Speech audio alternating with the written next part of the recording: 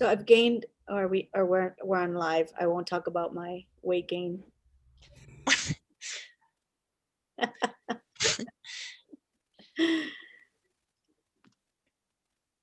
Okay, all set. Thank you. Thanks, Barb. So welcome everyone to the February 8th, 2021 meeting of the Operations Work Group. We did not receive any written comments for tonight's meeting, nor do we have any registered speakers. So we're going to jump right ahead to the minutes.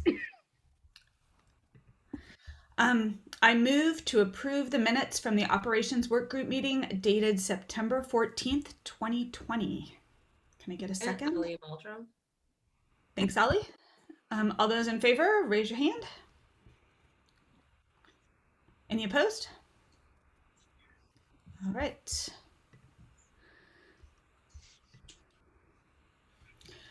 I move to approve the minutes from the Operations Work Group meeting dated November 9th, 2020.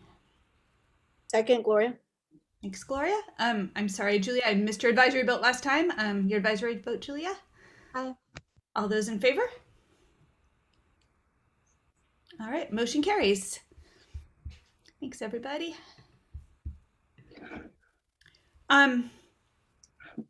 So we have 3 discussion items on tonight's agenda. We're going to talk about the 2021-22 budget, including summer school tonight. We will talk about community input into the facilities projects that are being funded by the referendum. And finally, we're going to get a brief update on the employee handbook. And before we launch into any of those items, I would like to invite Dr. Jenkins to set the stage with us with some brief remarks. Thank you so much, Chris, for this opportunity just to give some brief remarks about where we are on those particular 3 items, and definitely leading out the way with where we are with our budget planning process. I just want to remind everyone that we are definitely committed to living up to our referendum promise, as we have said that we would, and you see that reflected in the comments as both Ms. Rupa get an opportunity to speak tonight, and also Ms. Chris said also joining in on that. But before we get there too, I would just like to say to everybody, I'm very excited this week as we continue to see the metrics in our community are going down. And for us, that means a number of items on our dashboard are beginning to turn green. So we're very excited to do that. But in keeping in alignment with the budget, as we were talking about, it's a lot of work that has gone into it, looking short term, looking at summer semester, looking at the fall, and just really leaning forward with what we're trying to do to keep the commitment on our children. And as I said, you will hear a little bit more about that a little bit later, and then about the facilities too. So having said that, our CFO has done the job of really trying to get the voices of all the people on our team. And we really do appreciate that, and she'll articulate that as she do a presentation tonight. So thank you. Thanks so much. Thanks so much, Dr. Jenkins. I appreciate that. So our discussion about the budget tonight is going to be focused on staffing and summer school, which we're calling summer semester, and we'll hear more about that. Over the past few years, MMSD has spent between 82 and 87% of our budget each year on staff salary and benefits. Given that this is most of our budget, it's really important for board members to be clear on how we're investing that money. So for that reason, our presentation tonight, while we don't have any immediate action on it, it's really important for board members to be clear on the staffing plan moving forward and to get your questions answered. We will have 3 pause points during the budget presentation. The first one will be after the slide on the internal allocation process. We'll have a second pause at the end of the budget presentation, and we'll have a third pause at the end of the summer school presentation. And keep in mind that discussions about base wage negotiations will happen through the collective bargaining process, which we will work on in closed session. So we won't be talking about base wage negotiations tonight. I think that's all the remarks I need to do to set the stage for Kelly. So Kelly, thank you so much for all the work you've put into tonight's presentation. Great. Thank you, Chris. And thank you, Superintendent Jenkins. Barb, if you could pull up the slides, that would be fantastic. Hey, So welcome everyone. You are in the February Operation Work Group meeting, as Chris suggested, where we will be focusing on staffing largely tonight and the summer semester. So Barb, we can go ahead and dive into those slides. Let's see if I actually have the ability to. Okay. All right. So we would not be in a budget presentation if we didn't start off with our guiding light, which is our strategic framework and our vision as a district, which is that every school will be a thriving school that'll prepare every student for college, career, and community ready. And we drive that work through our core values. The core values that you see on this page is what our team puts forward as we discuss, kind of negotiate, and ultimately make decisions that we move forward for your recommendation in the budget process itself.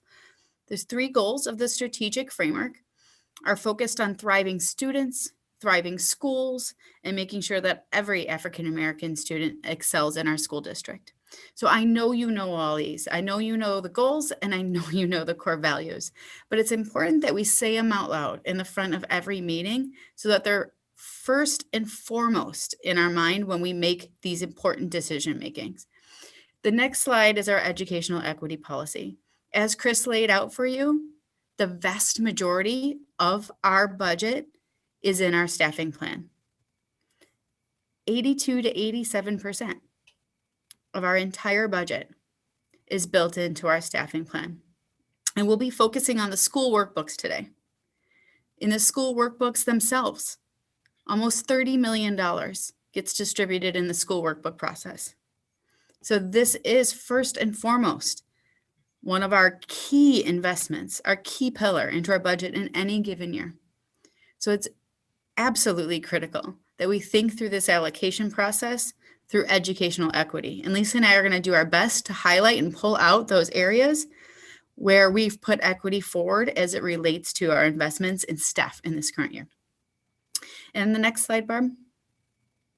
So tonight we'll be focusing on the staffing plan and the workbook process in particular, as mentioned, with summer school being a key time of year that we talk about that, because you will be asked for an early budget approval vote on summer semester in March. So it's important that we start this conversation tonight. We'll have deeper conversations again in the March operation work group, but you will be asked for an early vote with the summer semester plan in the March regular board meeting. Next slide. So we do our budget for a similar approach every year. Last year we went through it 3 times. Hopefully we won't have to do that this year. And we'll have a pretty stable budget by the time we get our biennium coming out of the state in June or early July. But tonight we're going to revisit bullets 1 and 2. We dove deep into them when we met last month. Goals, guiding principles, and revenue forecast and assumptions. We dove deep last month. So tonight we're just going to revisit them, make sure everyone's still on the same page, and we're going to dive deeper into bullet number 3, that staffing plan. On the next slide then, overall timeline hasn't changed, just a reminder of where we're ticking away before we get to that June budget vote. And next month, looking at healthcare, our equity investments, and doing some early budget approvals, as I just mentioned.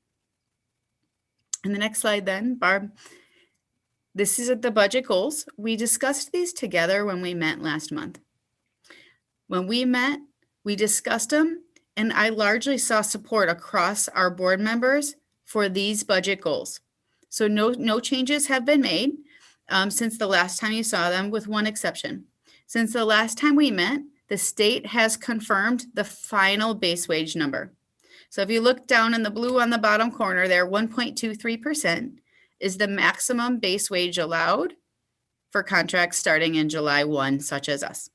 So that is now an official number and not just a draft as I had in here last month. So I want to make sure everyone is aware of that. On the next slide, we have our budget kind of principles or guiding principles, guiding parameters for our work together. We did make some changes when we were together last month, adding language around flexibility and agility, particularly in light of COVID-19. We fully understand that supporting students and the whole student and maintaining flexibility and agility in these times is more important than ever. So we've highlighted that. We've also reworded that last bullet based on your feedback, where it now reads intentionally building on practices that are showing data supported promise for the future. So these have been updated. Happy to take more comments if there are any. But based on the direction we were heading in last month, it seemed like we were all pretty much working together and on the same page as it relates to the overall goals. That's where we want to reach. And then the guiding principles, which are the parameters of which we work within. So diving kind of right on in, as a reminder, we talked last month about our revenue forecast. So in total, we are projecting $8 million of new revenue this year, driven entirely by the operating referendum passed by our local taxpayers in November. And that is because of our enrollment loss due to COVID-19, both from the 2021 school year that we're in now, and also a combined effect for the 21-22 school year. We are in a declining enrollment state due to COVID-19, which will mean that our revenue limit itself will drive a loss. We'll see some declining enrollment exemptions, a little bit of student revenue, but at the end of the day, we're looking at a $0 increase to the total revenue limit. So if needed, I can go back into the details of how that's calculated, but we did cover that quite a bit in January. So in the next slide, so if we have $8 million of total new revenue authority from that operating referendum, we also need to look at what are all the things we want to fund in this budget. If we want to fund salary with the steps fully funded and base wage to the max, our healthcare plans as negotiated and approved by the board in the last budget cycle, key investments into our equity and excellence actions as we discussed with the community through the referendum, and then of course the things that the state tells us we have to fund, we're looking at generating about a $7.7 million gap. Now, I know that seems like a big number, but we have a lot of strategies that can help us get there. And this budget is not a budget in crisis. We can get there. Tonight, we'll take the first step, which is we're going to start to talk about staffing. We are 4.2% enrollment down from 1920 to the 21-22 projections. 4.2% down in enrollment. So what does that mean? It means we do have to resize our district in alignment with the students we have. So we have to take the students that we have and make sure we get them the supports that they need. So the decisions that you'll see and the recommendations that you'll see in front of you tonight are in line with that kind of thinking. We're in line with the class size policy, but we're also putting equity strategies first when it relates to where we reduce and where we don't, which is one of the key strategies I want to make sure we're highlighting. And if I miss it, I need you to jump in and make sure we hit all the right points, because our decisions of where not to reduce are just as, if not more important in this particular budget cycle. So we'll get to that as well. So we'll be talking about that $4 million kind of adjustment to help close this gap tonight. And you'll start to see that in the upcoming slides. Go ahead, Barb. So again, compensation and staffing, they go together. If we carry a large amount of staff in comparison to the students that we have fewer revenue available to fund compensation. But as we readjust for the staff, the students that we have and the staff that we need, it can give us more revenue to pay people. So you either take a lot of people and pay them little, or you take the people you have and you pay them a lot, or you pay them what you can. That's kind of the goal that we're talking about here today. We're talking about balancing this approach of staffing and compensation. We want to pay the staff as much as we can, which means we need to find other ways to close this budget. So looking at the next slide, this is a really important grounding slide, especially for any of our newer board members, okay, or newer staff members in general. It helps to explain where all of our staff are. So we have approximately 4,000 staff in our overall allocation pool here in Madison. Of those staff, 72% are distributed through the process Lisa's about to walk you through, or the school workbooks. These are all the people staffing directly allocated out to schools. These are your teachers. These are your support teams. Of those 72%, about 50% are regular education or DLI teachers. and about 20% are student support systems. These would be your CC teachers, SEAs, psychs, social work, PBS, nurses, etc. Those of which who are directly reporting to the principal and operating in a school, 72%. So that's what we're focusing on today. As I mentioned, it's just short of $300 million in our budget. All of the other staffing, about 28%, is what we call central office staffing, but they're not all people who sit in central office. 10.5 or 11% are allocated from central office into schools. That's that first bucket you see right there, the 10.5. Doyle Flom based, but allocated to schools. These are going to be your advanced learning specialists. They work every day in the schools, but they're allocated from central office. They'll be your special education PSTs. They're also your safety and security assistants. They work in school every day, but they're allocated from central office in the way that we work and the way that we allocate. The far side, the Flom and Hoyt bucket, those are going to be your food service workers. They're going to be your carpenters, your plumbers, your electricians. They work out of Flom in support of schools every single day, keeping our buildings up and running and food service. And these are our cooks that are cooking that food in that kitchen. It's also all of MSCR that sits in that corner. So when you typically think of kind of central office, those who work in Doyle, it's about 7% of the total, or approximately 250 people. Just to make sure you're putting this all in perspective, it's important to think about how important these workbook conversations are and that the vast majority of our people are allocated through this process. So with that, I'm going to hand it over to Lisa, who will talk to you about the workbook process itself. Thanks, Kelly. I feel like we're getting kind of a routine with this every year since we've been together. So this is our internal allocation process that we have been working on since December. And on February 12th, our electronic workbooks will be released. We have worked really hard to make this a transparent and robust process. Beginning back in December, what we do is we take a look, we do sort of an after action review of the workbook and allocation process, and we reset school workbooks based on enrollment, we reset conversions, and we make any adjustments based on enrollment trends that we're seeing. We look at, as we run the workbook model, we look at projections. Again, we were using with our class size policy optimal +1. That's the same as we did last year. And we take into account AGR, which is former SAGE funding. And then we also look at the categorical positions of special education and BRT, BRS, and ESL teachers.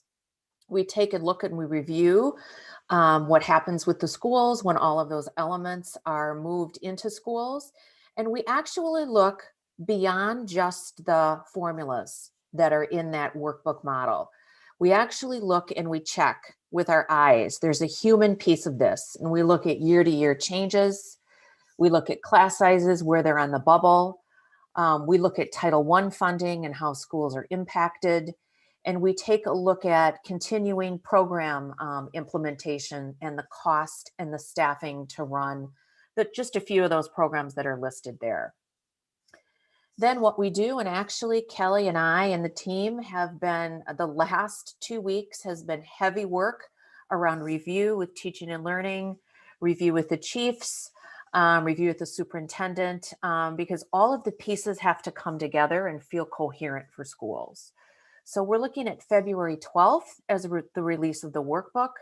We have already had one meeting a couple of weeks ago. We had our pre-meeting and presentation. We also had a new principal meeting to support them as they move through the process with their HR analysts. And then on February 12th, those workbooks will go live. And again, commend the budget office for the work that they did to get that out of paper pencil years ago and into something that is far more user-friendly.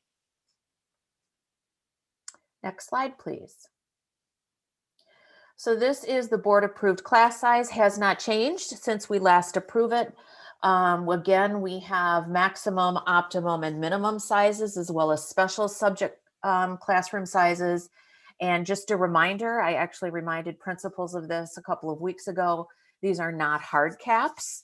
There is some flexibility that principals have within their building in approval with chiefs in the teaching and learning department to go above or below based on flexibility that their buildings may need.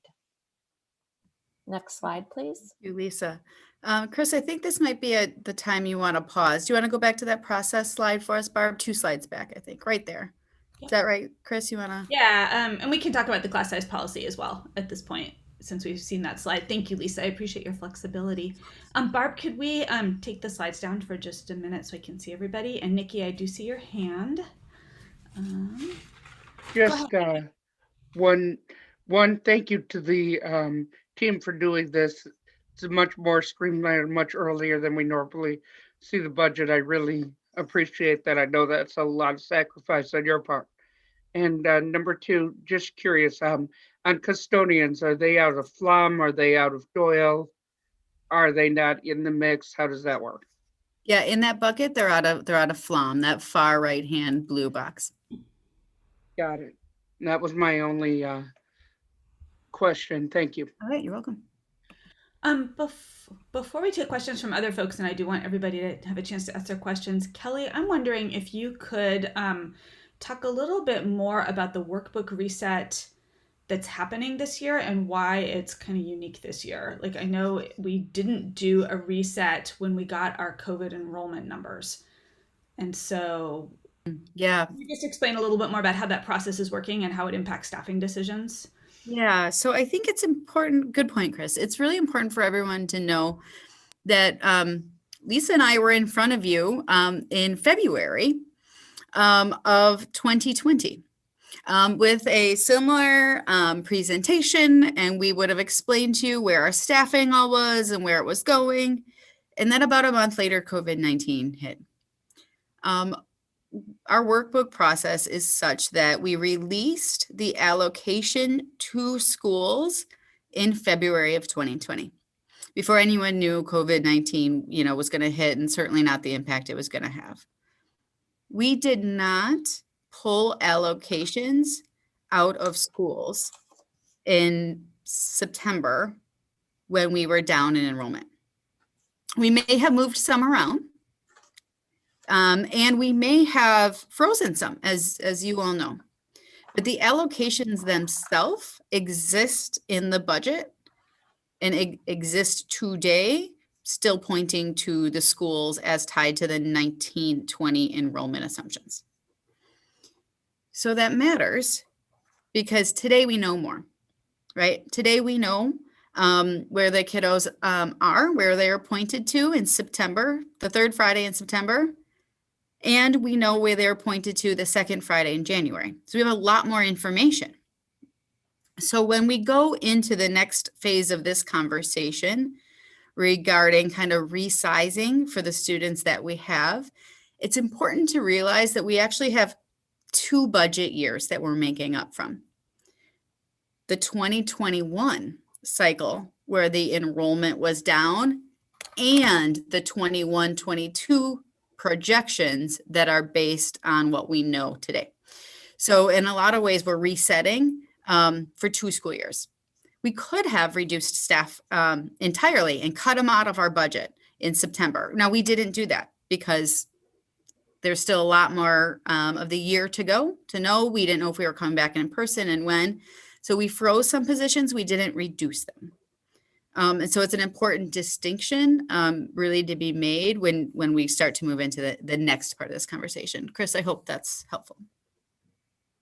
That's really helpful. Thank you, Kelly. I appreciate that. Are there other clarification questions at this point? Savian. With the drop in enrollment, is that still concentrated at the early levels like we heard in September? Yeah, 80% of the reduction is at the elementary level at this point. Wow. Mm-hmm. Our high schools are actually remarkably stable. Chris, I think, did I see your hand, Chris? Yeah, I guess in just listening to you explain that, my question was, so are the budget books that are going out, they're responsive to the different losses of enrollment between schools, because it wasn't evenly spread across the district. So that takes all of this into account. It does, correct. Okay. There are some schools that gained enrollment. And not only gained enrollment this year, but are projected to gain more enrollment next year.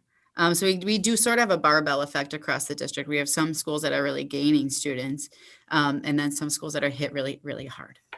Okay. Then my next question is, so the school workbooks are going out, and that's basically 72% of our staffing model. We have this other staffing that was shown on that slide, and I found that slide to be really helpful, by the way, to show how the buckets are sort of arranged. When do we talk about the other staffing, and where does that fit into the budget discussion? Largely March and April, as it relates to kind of a counterbalancing strategy to the strategic, the new investments in the equity investments themselves. Okay. And then is there a way that we can get more of a breakdown, the staffing, the other staffing that come from central office but are allocated out to the schools? Can we see that broken down into, which departments they come from or how they're allocated? It always seems a little confusing to me as to where those staff go and how it's connected to the plans that we have, and how it's connected to the school staffing too. We've got, there are staffing tables in the budget book, Chris, that largely point to that, but I'll happy to elaborate more. Yeah, that would be helpful. Looking through the budget book to prepare for this meeting, it just, like, especially the teaching and learning, that's in about 10 different subsections. And so it's a little bit hard to tell where it goes and how it all fits together. Sure. So that would be helpful. Yep. And then we know we did some rearranging of staffing this summer based on the freezes and staff from central office being reallocated to other positions to be classroom teachers to fill the gaps that we had. Are all of those staffing going back to the 2019-20 levels from those central office allocated to schools? It is assumed that they will not be filling teacher positions, and that teacher allocations will be hired for going into the 21-22. That is assumed. Whether the exact same levels exist would be that conversation that's in the March and April timeframe. Okay. That would be helpful. Yeah, that would be helpful to have and just understand. I'm just thinking of, the three major plans that we have, the special education, the ELL, and the advanced learning, and how the central office allocated from those flows into the decisions we're making, given that those plans and the trajectory we have for reviewing them are all kind of on pause. So just figuring out how those decisions are being made along the way. Sounds good. Thanks. Mm-hmm. Other questions? Kelly, I've got a couple. And actually the first one isn't for you. It's probably for our PEO. I don't know if anyone is here from there tonight, but I'm kind of wondering when the board might expect to get a class size report. Maybe Richard probably would be best to jump in on that one. Or we can get back to you in a weekly update, either one. Yeah, we'll be getting back to the board with the class size report and connected to the weekly update. So okay. You can expect it real soon. Yeah, that would be really helpful to have as we move forward with decisions about the budget. So thank you. My second question, Kelly, is especially given the uncertainties around enrollment in the early grades, are we moving forward with an unallocated pool of staff that we would be able to allocate to the early grades if we get more students than we are expecting? We'll cover that on the next slide, Chris. That's the exact next topic. Yep. Excellent. And my third question is just, do we have a timeline at this point for moving into collective bargaining negotiations? I know we're not talking about the actual numbers right now, but what is our timeline for moving forward with those negotiations? I know we wanted to try to get them done earlier this year so we can really focus on reopening schools as the semester goes on. Deirdre, do you have anything to add on that one? Or otherwise, I would suggest we bring that back for the future meeting.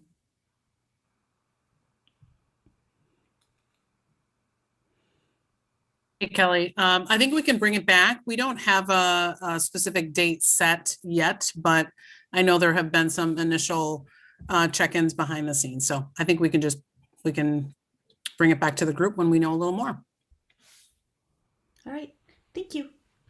And I think that's it for questions at this point. So let's keep going. Thanks. Right, thank you.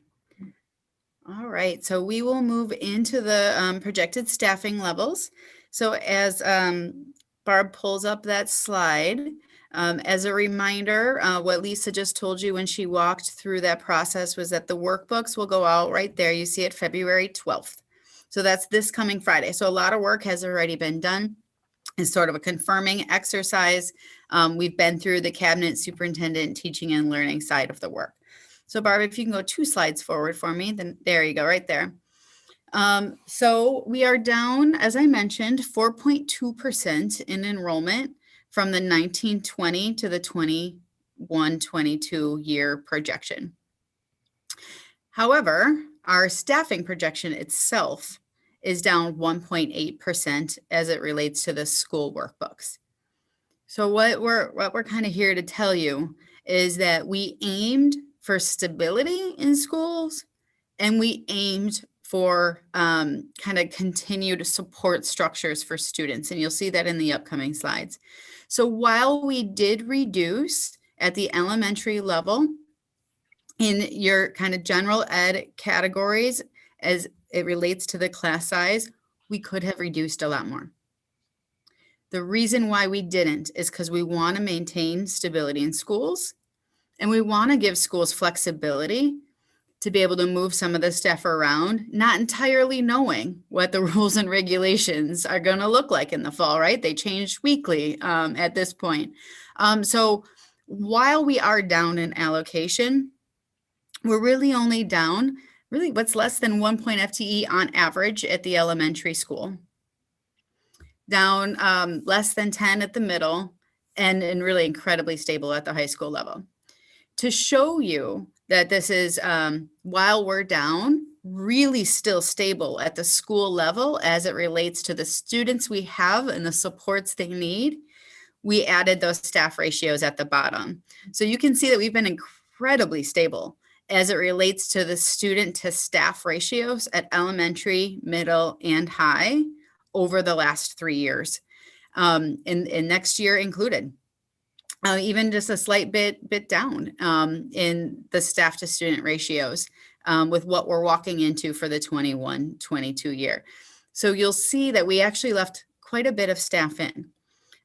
So we're not closing this budget on the back of schools. We're not closing this budget on the back of needs of students. We've actually put the needs of students first, and we're just resizing where we can within what we expect to be a traditional kind of retirement year. We're not looking or projecting any major kind of layoffs or surpluses at this point. This is well within kind of a standard ratio of year to year changes. Lisa, Deirdre, do you have anything else on this slide before we dive into the details? Did I miss anything? No? Okay. So on the next slide, we'll start getting into the strategy themselves. So we allocate at the class size policy that Lisa suggested to you.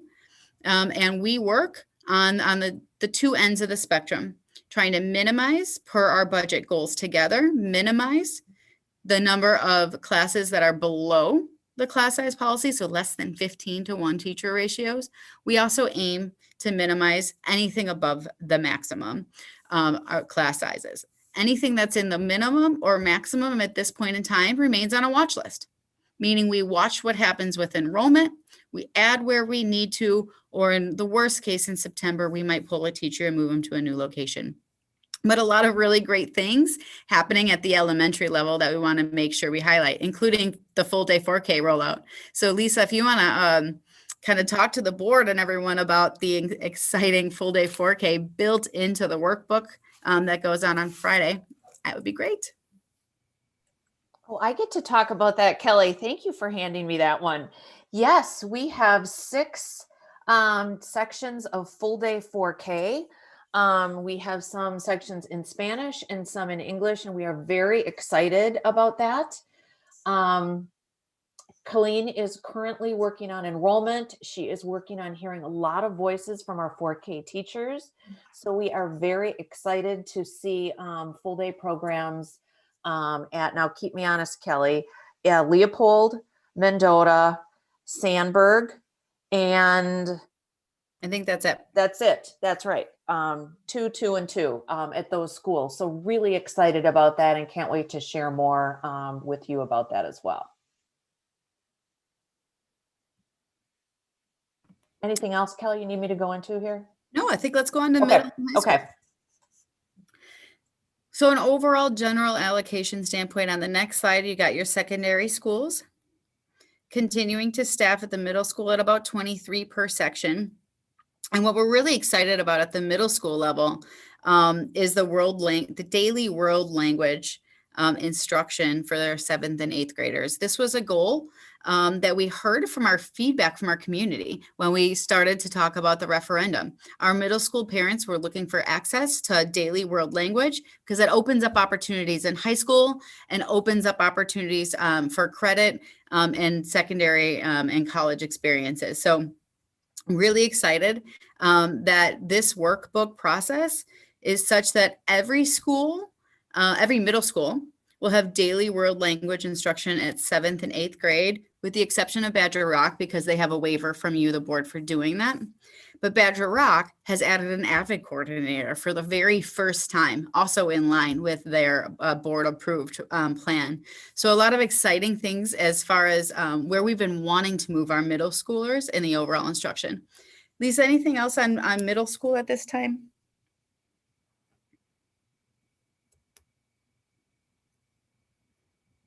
Okay, going on to high school, we maintained our same staffing allocation for this year at the high school level. Always paying attention to outliers where the chiefs need to review scheduling at the high school level to make sure we're maintaining the class sizes, but have allocated such that we're well within the class size policy. And we're sustaining those allocations in the college and career readiness areas as it relates to experiential learning, our pathways coordinators, credit recovery, and our ACP coordinators. So maintaining those positions and really protecting them through the budget process in order to support the students and the needs. Again, high school remains pretty incredibly stable. So not a lot of shifts were really needed at the high school level going into this workbooks. Sorry, Lisa, about earlier. Anything else to add on the slide? No, the only thing I would emphasize is Kelly, what you pointed out. This is a big win. We should be proud of the fact that we have expanded access to middle school world language to daily world language. It is a key equity strategy for us. We know that as students participate in daily world language, they have greater opportunity as they matriculate into high school to go into higher level coursework for world language. If you remember, a couple of years ago, we expanded access to fine arts as well. So students would have more opportunity to go into higher level fine arts courses. And then we all know what happens next is that when students go to college or post-secondary, right, they have an opportunity to bring with them some credits from high school that they have earned during their time. So that is a real investment that we have made. And I know that the team is really proud of that, increasing opportunities for students. Yeah, thank you. Some really good, exciting things happening at the secondary level. Now, those are kind of our universal strategies. And on the next slide, what you'll see is we're going to start to look at the equity staffing strategies and really building from the investments that the board made in 1920 in 2021 to lead us into where we're headed for 21-22. So over the course of the last 2 years, we've invested over $2 million into the special education staffing and non-personnel structures in the special education world. We've made psych, counselors, social workers, almost $1 million investment into those student support strategies in just the last 2 years. And we've made a $400,000 investment into the advanced learning realm as well. So we've really moved a lot of ways in our equity strategies that were built into the plans over the last couple of years, of which are all kind of retained and sustained in the going forward in the staffing strategies for 21-22. We also started our work around 4K this last year. You'd remember that you voted in some planning money, of which Colleen has been using to get ready for these full day 4K sessions. And we also made some good adjustments as it related to our routing of our 4K kiddos that worked really well for us and will really sustain going into this next year. Kind of being the virtual learning year that we had, we'll continue to work on that 4K routing strategy as a key equity strategy in itself for those little ones. Moving into the 21-22 year, like I said, we sustain all of those investments and we build on them. Barb, next slide.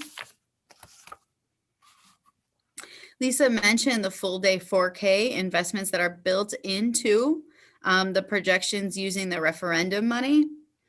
We've mentioned the daily world language at middle school and the AVID coordinator, but we've also, in looking at an investment into our counselor positions at the middle school level. So we'll bring those back to you next month as part of our overall equity investment strategy using some of that new referendum money. So more to come on investments into counselors, which we think are needed as it relates to supporting the overall COVID-19 kind of whole student environment that we're going to need when our kiddos come back to school.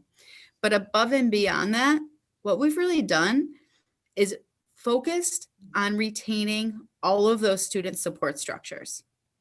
So you'll see a theme going through the next slides, which include maintaining our psychs, maintaining our social workers, maintaining our nurses, increasing our counselors, and maintaining all of our ELL staff and student ratios. Even though enrollment levels are down and we saw a significant drop in our ELL student population, what we are not doing is we are not reducing any of those budgets that I just mentioned. What that does, it has the effect of improving our staff to student ratios, which allow for smaller environments and better supports and more supports for the kiddos of whom we have by retaining the staff that directly support those students. So hand it over to Lisa to explain that a little bit more and maybe talk about the instructional coach kind of philosophy moving forward as well. You've got it. I think this is a big slide for us as a district. And I think, oh, could you go back to the, to this one? Thank you. These next two slides are really important for us as we actually put into action our anti-racist strategies. And that at the top, the instructional coach position is being much more focused and a priority around that work with early literacy and beyond. And the phased in approach that we have with letters training and high quality materials is really going to be the work of our instructional coaches. And we've already started that work with Gloria Ladson Billings, and it is powerful. It is powerful work. I talk with Gloria every week, and it is moving us.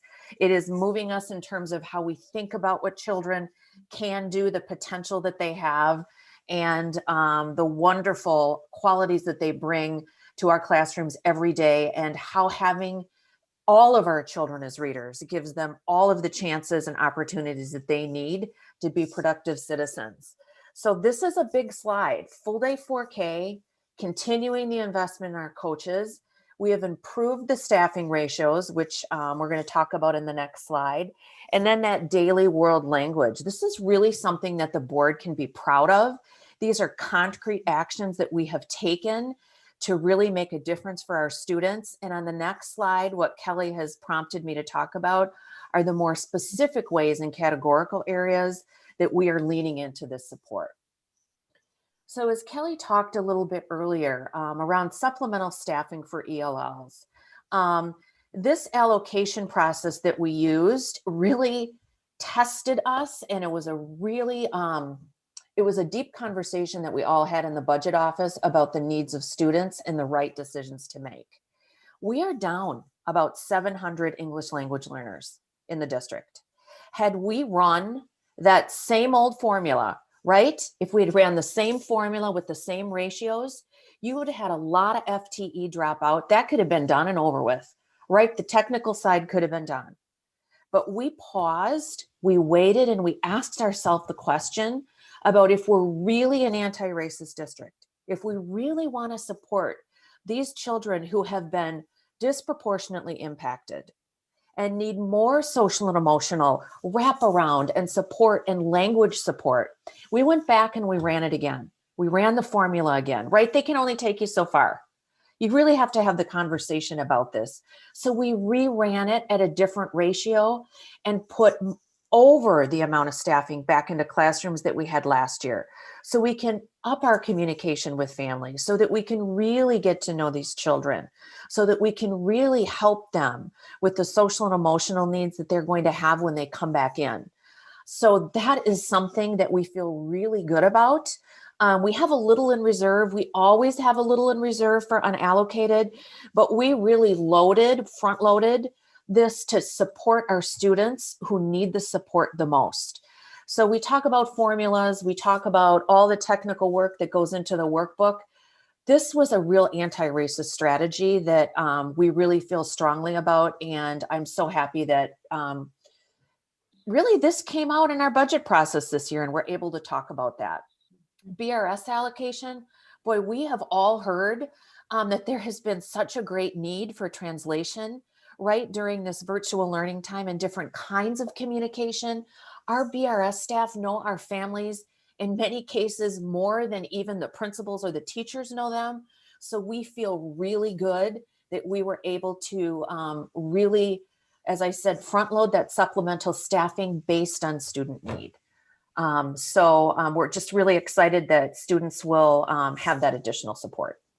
Yeah, and it's a really good example of how the resources follow the student, right? Really paying attention to where our kiddos are at and where they're moving to. This tends to be a more mobile population generally, but particularly during COVID-19. So the team did a really good job of tracking, monitoring where kids were third Friday, September, where kids are second Friday in January, and adjusted all the numbers based on what we learned and what we know from second Friday. So really, as Lisa said, really proud of this work. And we think it'll take us a long way and where we've been wanting to get to for years in our ELL supports.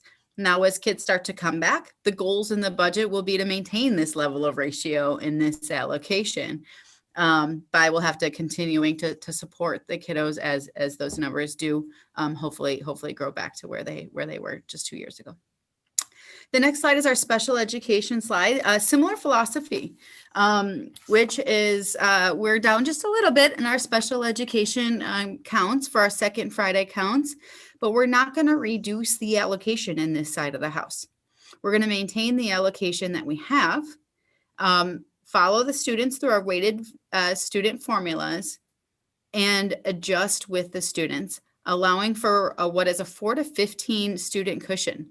That means putting front loading in schools more allocation than what we otherwise would need with the exact number of students we have today, because it's a lot harder to move and to get the supports in place in September for these kiddos. So we put the allocation in schools so that schools have the allocation if and when they exceed the allotment itself. We've been doing that for a couple of years now. It's been working really well, but we're bumping up that ratio a little bit based on the decision not to reduce in the special education side, even though we might have had a little bit of drop in our second Friday counts. Lisa, anything else to add on this slide? I'm sure I'm missing something.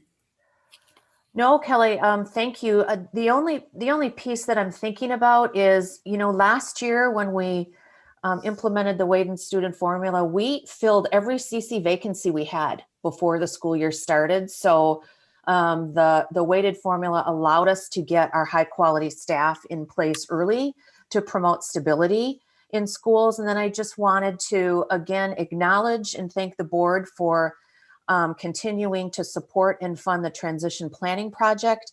As you know, every summer in August, there is funding from John Harper's department, and schools have, I want to say, up to 4 days to work with their special education team, SEAs, and PSTs to actually do some service delivery planning, and communication planning with families. Yeah. So Chris, you asked about unallocated. So we'll be carrying unallocated in general education, as we always do. Aiming between 10 and 12, but we're also carrying a allocation for the ELL and an allocation for the special education. So kind of all together, that's an unallocated, much bigger than normal, but maintaining supports in each one of those individual structures so that we can adjust as special education needs arise, adjust as our ELL learners arise. And then our general ed pool is about the same as in previous years. So that, with that said, as far as next steps go in the budget, and then we'll open it up for Chris and your comments. Where we're at is we release our workbooks that are staffed with the numbers and the equity strategies that you've just heard on Friday. That moves into, Barbara, if you could go to the next slide for me. That moves into what we call budget labs, where our principals look at their allocation, look at the students that they have, the needs of the students. And from an instructional lens, they really build up their staffing plans. And they work closely with Lisa, all of Lisa's team, and their chiefs, with chiefs' final approval at the end of February, the very beginning of March. And then that ultimately starts the HR process of making sure we got the right people in the right place in March. So those are kind of our next steps for the actual workbook and staffing process. For our overall budget next steps, you'll see on the next slide, we'll be back to you in March, where we will again revisit our budget strategies to make sure we're all on the same page. We'll go through healthcare. And we'll review our excellence and equity project proposals and some of the reductions. We'll start to talk about some of the reductions that'll be needed to balance the overall budget. But that's where we are. We'll get that budget book drafted by April. So with that, Chris, those are our slides for this part of the presentation tonight. And before we move on to the summer semester stuff. Thank you so much, Kelly and Lisa. And Barb, can we take the slides down for questions and comments? All right, I see Nikki and then Savian. So Nikki, go ahead. First, I want to answer one of Chris's questions. According to the union Facebook page, they have a base wage mediation session scheduled for February 15th. But I don't know if that's just with them or with us in the district. So therefore, I think that could be answered. Real quick, that session is not for the 21. Okay, then I misunderstood it. Appreciate, then could we get the dates, because I'm thrilled at how everything is working out with the union. You guys are doing one heck of a job. I think it's going actually really, really well. So whatever you're doing, please keep up doing it. That makes sense. But my second question on special ed, and I don't know if you could answer this. I know the board didn't vote on the funding formula. And I'm not trying to be nitpicky. My question is, how do we justify the funding formula with the IEP when the IEP says a student needs a certain number of minutes and the weighted formula says an autistic student gets 40 minutes or 30 minutes? How, and the IEP says they get an hour. How, which trumps, the IEP or the weighted formula? How do we make that determination? Nikki, let me try this. We've talked about this, I think, a little bit in the past. And what we did on the weighted student formula is we looked at our own IEPs as data rather than looking at another district's IEPs. And to your point, when we looked at the weights by disability area, we took what was an average number of minutes of service. To your point, that is not right minute by minute, that is not going to be accurate, and it's not always going to be perfect. But again, what we do is we take a look at those weights, and if there are some children, right, because our assistant directors look at those, John Harper looks at those, if there are some children that have greater needs than what the quote unquote average is, we may need to actually make a human adjustment to that so that that child has the resources that he or she needs. So there is the formula that is the base, but there is also this human piece that we want to make sure that we're taking a look at. And remember, John builds in some additional allocation and some cushion. And we take a look at that and adjust as needed. The other piece I was going to share, and Nikki, I think, you'll appreciate this. I hope you will. You probably will.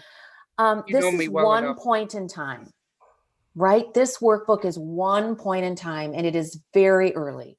We're in the beginning of February. We know that there are children who will continue to have initial evaluations. We will have other children move into our district. And if there's one thing that we've promised ourselves is to be flexible and responsive to student needs. So I like to share that with people so that we know that, right, we are a human organization. We need to adjust when needed. And the average number of minutes, Nikki, we're never going to strive for average. We always need to be thinking about that. You know me well, Lisa, and thank you very much. That's really helpful. I just wanted to make sure. Sure. I appreciate the question. Thank you, Nikki. Savian. So really, thank you to the whole department for actually improving those ELL ratios, given this budget environment. That really means a lot. I guess a request or comment and then a question. Will it be possible to have just have an overview of the instructional strategy for the full day 4K pilots at some point in the future? Absolutely. We can share with you a project plan on that, Savion. Thank you. And then, so looking at the mental health school psychologist numbers, if those levels stay level from where they were in previous years, can we assume that the ratios will probably be level as well? So as it relates to overall psychologists, because enrollment is down, and psychologists would be staying the same, the ratios would get better. Okay. In general, at the highest levels. It'll differ per school because, as we said, the enrollment, shift varies across schools. It's the counselor investment that we're looking to make quite a substantial investment into, particularly thinking about where our middle schoolers are kind of coming back into in the year and where we think we can kind of best support in that area. But in addition to that, when we come back next month, we will be talking about the mental health investments as it relates to the behavioral health in schools, which is the clinical psychologist. So if that's the piece you're referring to, we'll be coming back in March as an investment in that program, along with in Bounce Back itself, in light of kind of COVID-19 needs for the mental health program. Yep. Yeah, and then, it just across the country, especially in Wisconsin and Dane County, there's definitely a shortage of child psychologists, but depending on the need, do we think it'll be possible or necessary that we might have to contract with an outside agency depending on the need or? For mental health? Yeah, right now we're already contracting with Journey Mental Health and Children's Hospital through that program. And I don't know if Jay's on, but certainly he will be next month when we talk about it. So we can talk more then. All kinds of conversations happening across the city and how to best support our students and our families, considering the year we've all had. So it's certainly high on everyone's mind. Got it. Thank you. Mm-hmm. Gloria? Thank you, Chris, and thank you, Kelly, for this work. Just have a question on the safety and security assistance. How does that play a role in our recommendations coming out of the safety and security ad hoc committee? I mean, and then also like moving forward, elevating their positions at all. Are we thinking anything in this budget? I know that, we've given some pay raises and elevated some positions to supervisory positions. I'm just wondering if there's anything that we're going to consider moving forward as we moved SROs out of our high schools? So when we come back in March, the response to the committee's recommendations will be built into the March presentation as it relates to kind of the overall strategy, multi-year strategy of implementing those recommendations. So Jay and Bryn will be here for that presentation for in March. As it relates to the safety and security assistance specifically, there's no current recommendation on the table, as we're really still implementing the safety and security assistant plan of which the board approved. They've all received their salary increases, of course, but we haven't had school in person in a day since that last budget vote, right? So we're really still implementing that new job description that we talked about. So at this point, we don't have a current plan to move any recommendations forward with that group, being that this will really be the first school year, that the new job description and all the things we talked about last year really start to take foot and take hold.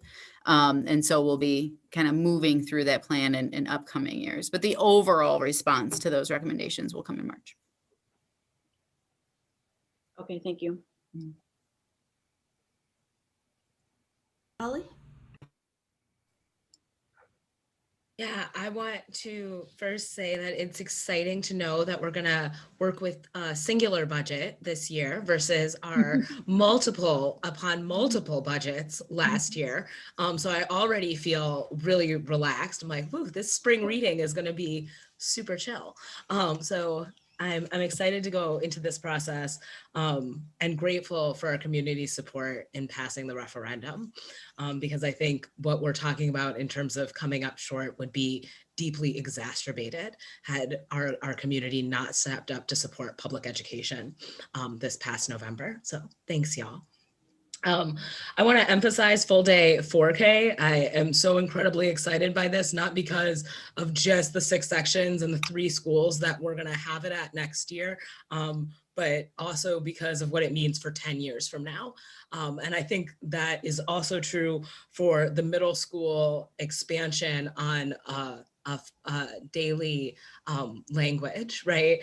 And I think that means, you know, what it looks like for us to really dream big and think about what it means to offer multiple languages throughout a child's education and really connect the dots between dual language immersion at the elementary school level, all the way through a young person's high school and academic career. So I am so excited by that work, and it's, I think, really uplifting, especially given kind of where we're at in the moment. I have 2 pretty specific questions that hopefully Lisa and Deirdre, you all can speak to. If you need to get back to me, I completely understand. But I think given the nature of COVID and where we're at as a community and some of the things we still don't know, folks are anticipating that we will be engaging with kind of a virtual, in-person, hybrid, long-term. And so what does that mean for the shift in job duties for our staff, and how do we compensate for folks for that? The other thing I think that, you know, we're having a conversation about as a nation is hazard pay. For folks whose jobs have not usually required a risk to their health, what does it mean to now say, hey, we're gonna ask you to do this work while navigating a global pandemic that may pose some risk to you? And like I said, I know those are broad questions. So if folks want to get more specific answers and follow up, I understand. I can start, Ali, with just the comment about staffing and flexibly using staffing in buildings based on student need, either virtual or face-to-face. I'm not sure if anybody caught it on the slide, but Kelly and I were very intentional, and Deirdre was very intentional to call this a strategic staffing and budget process, right? We know we are in unprecedented times, and we're really working with principals to be strategic about where people are in classrooms, to make sure their best teachers, their best reading teachers are in kindergarten and first grade, to make sure their teachers are very flexible and able to lend their talents to multiple environments. I was talking with some principals today, and they were talking about flexible ways to work with specials teachers in virtual and in face-to-face. So it's this notion of being more strategic versus just doing what you did last year to fill out a person's contract, right? You've heard me say this, it's this nature of the tenths and workbooks. It makes me absolutely crazy. But it's trying to think more holistically and being really intentional about where staff are best fits for the work that they're doing, and then where people can continue to grow to support in either virtual or face-to-face. So that's a little bit on mine. Deirdre, do you want to take the next piece? Yeah, Lisa, I was just going to add to what you were saying is, like, obviously we've learned about virtual learning and virtual programming, right? And what that looks like. And we believe, obviously, that that's going to be a part of who we are going forward. So it really does beg the question for us then to be thinking very specifically about job descriptions and what that might look like, and how we might have our teachers moving back and forth between a in-person and virtual environment. So Ali, we've been thinking about that. We certainly have some pieces of what we think that would look like, and some of our next steps are really building out a job description that would really support that. So I appreciate you raising that. I think we're moving in that right direction. I think what I would say about the hazard pay, very specifically, when we started out on this COVID journey, we didn't know what we didn't know, right? And we didn't know what it meant exactly, how to keep people safe, what that looked like. So we did early on look at hazard pay and compensated those that had to be in person until we truly understood what the science was telling us, how to keep people safe, what those mitigation practices would be, and how people can keep themselves safe. So I think that when we are navigating this COVID world, we're certainly open to being able to use all of those levers and things that we have available to us to support our staff. And we did that early on, and there may be times when we go into the future, we'll have to do that again. So I appreciate you raising the issue, and there's a little bit of language that we're looking at refining as it relates to that. So that's where I'll leave that, but appreciate the question. Thank you all so much for speaking to those questions. Chris? Yeah, thanks. Thanks for all the work on this budget. I like echoing my board colleagues here on the investments that are being made in the reduction of the ratios for ELL students, the investment in the middle school world languages that has been, Lisa, I'm thinking like 5-6 years of discussion in trying to figure out how to get there for that. So that's really exciting to see the investments in all day 4K.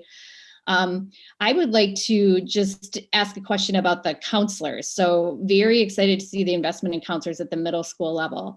I want to say it was maybe 5 years ago, there was a report to the board on counselor ratios and where we stood with the national average, and not sure we actually ever did anything with that. So I'm sort of wondering, can we get that coming back to the board to sort of look at where we stand, at the high school level too, and what we might need to be building towards, as we holistically look at mental health supports and what we need?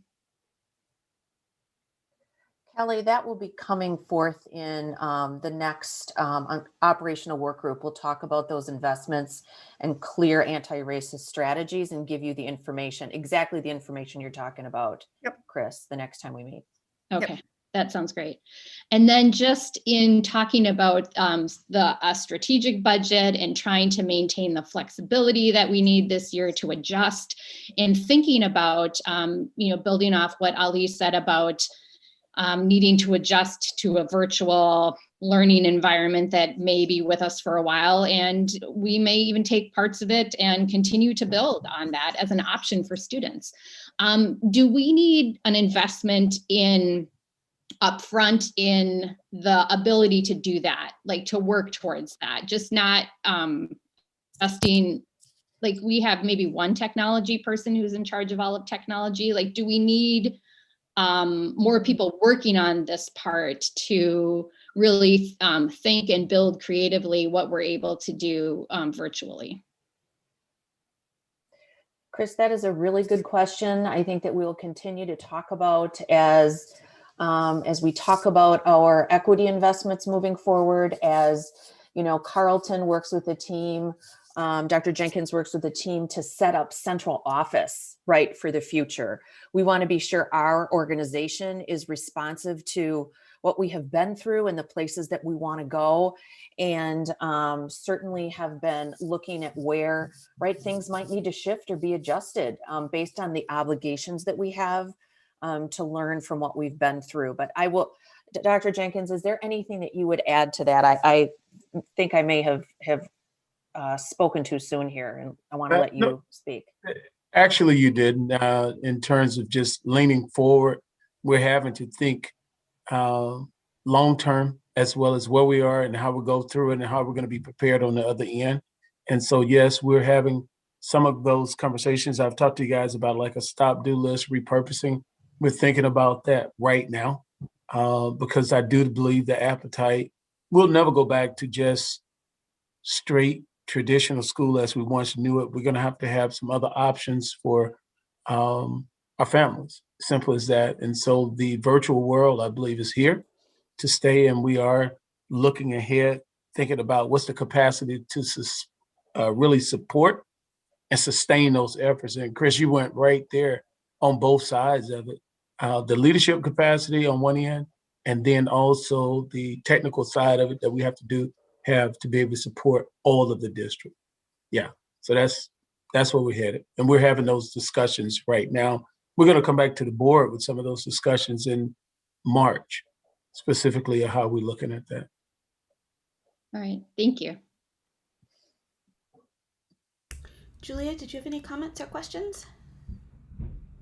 I would just like to say thank you. I mean, I'm very passionate about mental health and also world languages. I was able to learn world languages from a young age, and that has given me such an advantage in high school level with being able to do that. And other students I've seen who have also been able to do that are so thankful that they had that opportunity to start younger.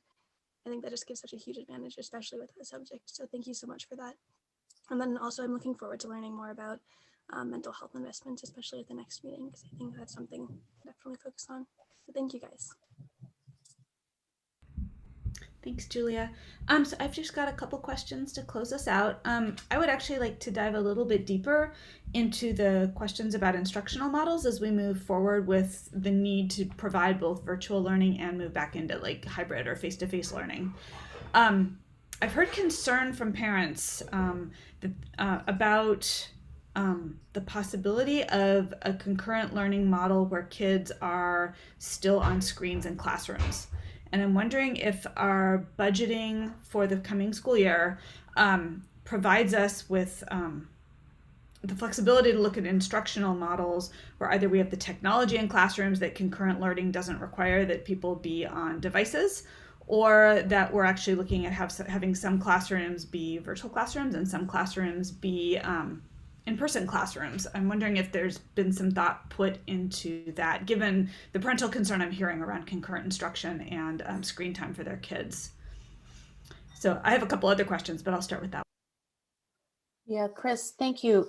Thank you for that question. We're actually working with TJ McCrae and his team and Jorge and his team to provide some models for families so that they can see what the student experience looks like. Whether it be virtual or whether it be face-to-face. There are naturally some platforms that students are continuing to use for literacy and math, but there is not, there has sort of been this conversation that students in the face-to-face environment are sitting looking at computers all day long and are increasing screen time. So I am very hopeful that the resources that we will have available soon, we're actually mocking up a classroom and having children, very safe, of course, So we'll be able to share those resources to dispel some of the worries and the myths that I think that families have out there. It is important to realize, and I always have to be reminded of this myself, that this is a return to school, and that school is always going to look a little different from here on out. And that, you know, when you think about going back, you think about morning meeting, you think about hugging the kids, you think about helping children take their jackets off and moving. Believe me, we've done it all. Where does the hot lunch go? Where does the cold lunch go? And so we've been working really hard to get a picture of what that experience will look like to allay some of the fears, so that families know when they choose either face-to-face or virtual, that they're making an informed choice. We've also had a conversation, and I just had it with principals again today, that the current concurrent model with teachers essentially beginning, right, teaching the same group of students virtually as face-to-face, was also built to maintain stability and coherence for children and families. And what we talked about was, it will be really important that we invest equally in this model for our children who are face-to-face, as well as our children who are virtual. What I had talked with folks about today is you can't create a Cadillac face-to-face model with lots of different adults coming in and out at the expense of our children who are still learning virtually. There is a real equity imperative in this, that we are still providing high quality instructions, either virtually or face-to-face. So I think we just need to, what I've been hearing and what I've been learning to people is, right, there's trepidation around this. You know, how do we do it? We've never done it before. But once people get in it and they have models and time to prepare, the grownups are going to feel better about it. That said, we also know that we have to spend as much time taking care of the educators as they come back into the building as we do of our children coming back into the building. So we want to be sure that we provide that support to the educators as well as the children. But Chris, and school board members, when we get those resources available and when we have those to share, we will certainly make those available so that you can all see them as well. And Chris, I would just like to add to that. Yeah. In talking to my colleagues in the region, around the country, those are some real concerns that parents had going into it. Those are some real concerns that even we had as superintendents or as administrators. And as I've talked to them, all of those things kind of work themselves out. Initially, it was tough, but it was just getting used to something, or pivoting, as we say, right? We have sent out some of our chiefs right now to visit other spaces, and other districts are offering opportunities for us to come and visit them. And earlier when Lisa spoke about Jorge, he's going to be working along with, I just lost my train of thought. Who's he going to be working with, Lisa, in terms of with the videos we talked about? Dr. McCrae, TJ Right, McCrae. Dr. McCrae. We're going to be actually showing some of the other footage that we can get, having people explaining how it's really working. But in the beginning, it'll just be something different. Then they can pivot and it'll be fine, from what I'm hearing from all of my colleagues. Thanks so much for that. Lisa, I appreciate what you said about informed choices for our parents. And I want to thank the communications department in particular for the work that they're doing to make sure that our families do have the information they need to make well-informed choices. So thanks so much for that. Much appreciated. Just a couple of other questions, shorter.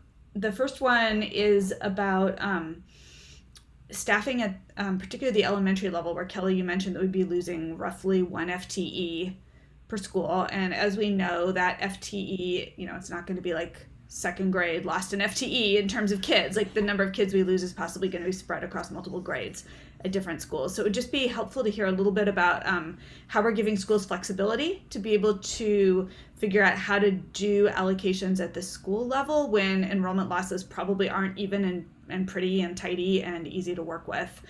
And on a similar note, you talked a little bit about how ratios are going to improve for counselors and psych and other student services positions, which is great news. However, given that our high schools have not lost enrollment and some have even gained enrollment, Are we, I'm wondering if like the improved ratios are really just going to be at the elementary and middle school levels, and high school will be pretty much steady, or are we looking at shifting allocation so that we actually see improvements at the high school level? Because we know we don't have the student services we need, you know, particularly in terms of psych at the high school level. So flexibility to deal with, you know, what's not going to be like smooth enrollment changes at the elementary level, and then what's happening with student service ratios at the high school level. Yeah, well, as it relates to the model itself, we allocate based on the projected number of students in elementary school, such that we can ensure that, dependent on the principal's strategic staffing, they would have enough to be within the class size policy. And then the principal does their strategic staffing and have the flexibility to really know the teacher, the grade. You know, you might have a tough class coming through. Principals are who best know their building and best know the teachers and the kids and the mix in between. So they build their model, and then what they build goes to their chief for review and approval. And that is how they will adjust based on where the kiddos are showing up and who's in person and not in person. They'll make all those decisions both in this workbook process, and then they'll make adjustments with their own building as September's closer too. So the process is built for that kind of movement and flexibility already. Kind of irregardless of COVID, it's just they're going to need those tools more now this year than ever. Lisa, anything else to add on the elementary side? Okay. I think you got it. Yep. And obviously they'll use their title resources as well at the schools to adjust. At the high school level, so you make a good point in that most of the ratios in their improvement will be at the elementary level. With the, you know, with the exception of the ELL students, I mean, there's, we put the ratios in the slide here so you can see it. You'll see the ratio improvement at the high school level as well. But you'll find stability in the high schools. And this is exactly where our principals have flexibility to your first question. Our high school principals have more flexibility than any of our other principals in our system.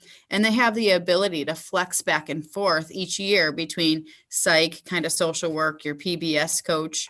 And they work with Jay and their chiefs to kind of make those adjustments based on the kids that they have. So they certainly have a lot of flexibility to move at the high school level. So it's really hard to predict those ratios until the actual strategic staffing is done. Thanks, Kelly. I appreciate that. And this is probably a minority opinion, but I'll just throw out there that I do think that MMSD should consider looking at mixed grade classrooms if it makes sense in this new normal that we're moving towards, if it makes it easier to do staffing at, you know, class sizes that make sense. Ananda, thank you for joining us. We're about ready to move to summer school. Did you have any questions about staffing in the budget before we move on? Thank you for the opportunity. Thank you so much, Kelly and Lisa. That was a great presentation. Got a lot of questions answered. I think we're in a good position to move into a conversation about benefits and strategic equity investments in March, as well as some of those early budget approvals. And with that, let's move into summer semester. All right, we'll have Lisa and Nicole. And I'm not sure if Caroline's joining us today, but certainly if Nicole could come on up, and then Barb will move into the summer semester slides. Thank you, Kelly. I'd like to introduce Nicole Schaefer. She is our Director of Summer Semester and Summer Learning. So we are happy to have you here. We have been doing a good amount of work and strategizing around how we can utilize our summer days as an intentional strategy to get after some of the gaps that have been existing. And Nicole has put together a plan for what we're calling summer semester that she will walk you through. And we are excited to actually be looking at this very differently and looking at this as a way to really support students' social and emotional needs, and also really target some academic priority work during the summer. So Nicole, I'll hand it over to you. Great, thank you, Lisa, and welcome everyone. As Lisa said, my name is Nicole, and I will walk us through a higher overview of summer learning, or summer semester as we're calling it. We are excited to think about starting this summer, really rebranding and thinking about summer as an opportunity to continue learning, a time for kids to really accelerate their learning and get on track for graduation and to become college, career, and community ready. We recognize that due to the disruption in learning when schools closed in March of 2020, and then the ongoing virtual learning challenges, that most of our students and families missed instruction, which really highlighted the need for us to think about this in a little bit different way. If we can go to the next slide. Great. So again, thinking about summer school and thinking about it in terms of summer semester. So some of the key program program ideas of the next slide. So I'll highlight some of these. So thinking about a program that is for rising K through 12th grade, and then just breaking it down. So elementary, looking rising K through 5th grade. The program would be 6 weeks in length, beginning June 21st through July 30th, running programmatically from 8 to noon roughly.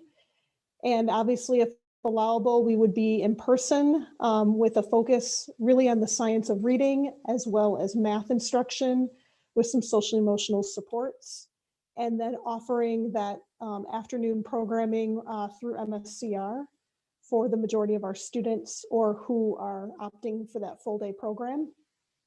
At the middle school level, again, a similar kind of focus around the science of reading and math with social emotional supports, with additional focus and attention around that transition, the critical transition years of our rising 5th graders, or 5th graders becoming 6th graders.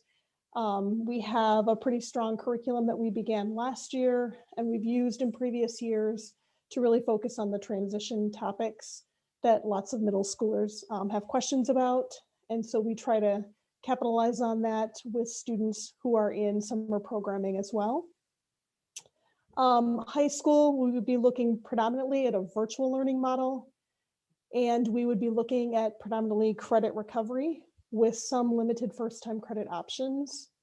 And again, that would be a 4-day-a-week or Monday through Thursday program. And we know that we have several students in high school who virtual learning is challenging. So we also have not abandoned or forgotten about the fact that having some face-to-face or in-person instruction for a limited or subset of students who we would need to prioritize, that is still a possibility as well. And we're excited to be thinking about that. Next slide. So how do we make this happen in terms of priorities? What makes this different? We've had 6 weeks before. We've focused on these grade levels. We would be looking at some green rated curriculum and changing that up, and really focused on using some diagnostic tools and strengthening our assessments to really drive the instruction, and really looking at those pre and post assessments, start of summer, end of summer. As we mentioned earlier, we would be beefing up the social and emotional learning with designated time, support, and staffing. There is a strong need we learned last summer and continuing to move forward around family outreach and family engagement as we move ahead in supporting students as they continue their learning, and supporting teachers, right? So teachers are really tired, they're exhausted. And so we're saying, come on, let's teach summer school and continue this work for another intense 6 weeks, which our kids need. And so we also need to then support the teachers and provide them with some high quality PD. And then also looking at potentially increasing the pay rate for certified teachers to really attract that high quality teacher who's going to be there for kids to really do their very, very best and to grow them as learners and to really get results. And then the next slide is just going to highlight kind of our initial planning and thinking around our criteria. So we know that summer school is voluntary, and we don't have the ability to look at enrollment from previous years, kind of all the budget stuff that has been talked about thus far. So we do a little bit of guessing in terms of, geez, how many kids will enroll? And we can look at previous years, but the previous years have been so very, very different than this year or this anticipated summer. So our rough estimate is to target 25% of our current enrollment, grades K through 8, and then to use the criteria that we've outlined here in this slide, knowing that this year it's been unique. The grades and grading programs have changed in the elementary. Before we used assessments, and many of our assessments are different this year. And I'm not exactly confident that our assessments are the best place to be used as criteria this year, potentially in years to come. So we will look at this criteria to kind of identify students for those initial invitations, and predominantly using school recommendations as that big key, because schools know students better than anybody. All right. Questions at this point?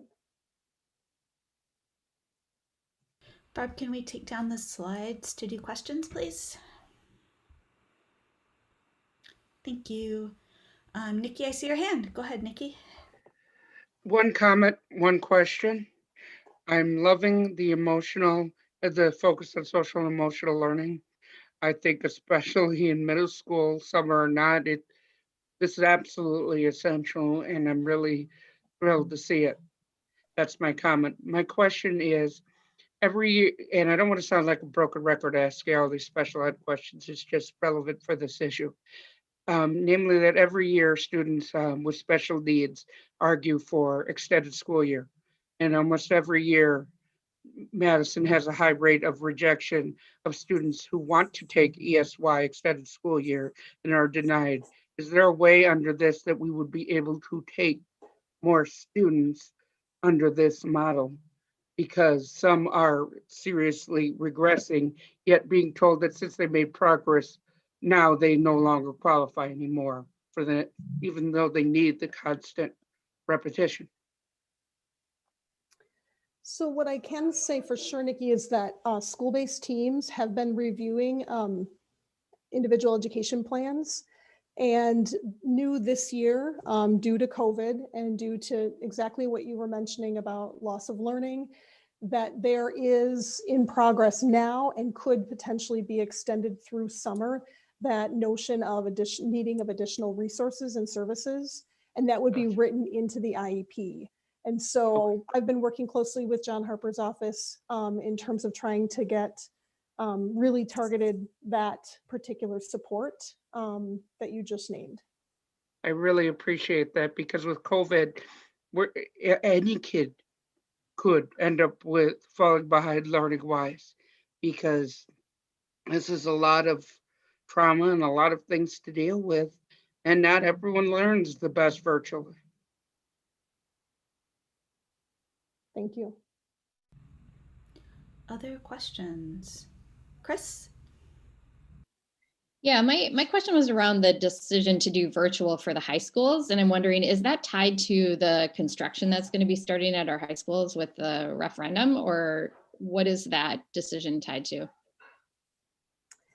Yeah, so it is a little bit, because 3 of our 4 high schools will be fully under construction with asbestos abatement, but also that we know that we can serve a lot of students. We find that at high school, that students who have jobs, they have lots of other things, that having an 8 to 12 course time can sometimes be a barrier. So last year when we did do virtual learning 3 through 12, that students had a far more flexible schedule with virtual or online learning. And so they could do it at different times, and they were able to complete coursework in a much more efficient way. So that also was another reason as well. Did that get us to have more students participating and actually completing the coursework if we did it virtually? Or did we actually see improved outcomes by offering virtual? Yes, we had, I mean, it's a little bit of both, right? It's kind of like a double-edged sword. We had, you know, kids who virtual learning, they are successful and it is something that they can do, and they are learners that thrive in that environment. Many of them were able to complete several different courses. And then on the flip side of that, there are certainly learners that we know where virtual learning has not been the best for them. And so that's why we want to definitely leave that door open to create a face-to-face environment if allowable. Right. And I appreciate that flexibility and would encourage you to continue to do that going forward, and maybe not in person just for a small number, but if there's ways we can figure out, partner with organizations in the community for spaces that we need to, you know, provide in-person instruction, if we could look in maybe to some options for that. I just think, you know, providing the flexibility around the student and not necessarily, you know, we can only do it for a small number because of our capacity. Maybe just some creative thinking along that as you continue. Thank you. Thank you. Thank you. Two quick questions. Have we explored the idea of outdoor classrooms? And then in terms of switching the conception from summer school to summer semester, what does our outreach strategy look like? So the families who, you know, have, you know, so the students who may need it most, their families are hearing word of this opportunity. So in terms of outdoor classrooms, that is always a possibility within the summer school site, but we know that due to weather, either heat or rain, that can't be the sole source of a space. So we don't always need a backup. And that is pretty typical when we've worked with any of our agencies like STEM Academy and things like that. So certainly looking at that as a possibility, but probably not the sole classroom space would be for outdoor. I know that MSCR does have a number of different camps and they do use outdoor space. And then as it relates to your question for communication and outreach to families, we are right now in the process of working with schools to work on their recommendations for summer semester lists. And then we'll be sharing out information in the next week or so about kind of this larger program for summer semester. So that should be happening. There should be initial communication going out next week in the family newsletter, and then even more in March. Thank you so much. You're welcome. Thank you. Ananda. Hi, Nicole. Thank you so much for leading this work and grounding us in this presentation. Maybe this was covered before or will be covered soon, but I'm curious about our protocol around COVID and tracing, or is it gonna anything different than we have established now? How are you anticipating you know, closure and quarantining and things like that? That's timely that you asked that question, because that is one of the things that I'm going to be meeting with Jay and Sally about, knowing that they are leading that charge right now in terms of preparing for when we go back to school in the very near future, hopefully. And then we would be learning from them and then following suit based on what we learn from that. So really working and looking at the metrics that are currently being viewed and then building off of that. And just probably getting better in terms of how we go about that. And what are we doing? So basically a little bit, you tell us a little bit more once we know a little bit more, basically. Thank you. And then my second question is regarding mental health support. What does it look like either in a hybrid or in person? So mental health support, so there will be staff that will be available at across every grade level in terms of either social work, psych, or counselor, and they will be supporting. In particular, we do have even a stronger hold for our rising ninth graders, working with UW School of Psychology to do a little bit more intense work and mentorship and partnership with students at that critical stage or point of transition. So there will be supports in place, and then the curriculum will be available and used and built into the schedule K through 8 in a really strategic way. Thank you so much. Mm-hmm. You're welcome. Other questions? I've got a couple. My first question is specific to high school credit recovery. Do we anticipate a higher number of high school students needing to take advantage of credit recovery this year compared to past years? And can you quantify that difference if possible? We are anticipating, yes, a little bit bigger, but I don't have a number for you right at this time, but I certainly can bring that to the table. Potentially in March or at a later time. We are in the process of gathering that data now. The grading period ended just about a week or so ago, so gathering some of that information, and that'll help also for us to kind of guide some of the work that counselors will be doing with students and families and making sure that they have a credit recovery plan in place. My second question is about the middle school curriculum at summer school in particular, although this relates to elementary school as well. I'm wondering why the decision was made to just focus on math and reading, knowing that middle school science and social studies are important for success in high school. I'm particularly thinking about 8th graders who either have low attendance or didn't engage in virtual learning this year going into US History 9 without having had US History up to the Civil War. Are we going to be addressing social studies and science in the middle school summer semester? So at this time, it is not in our current plan.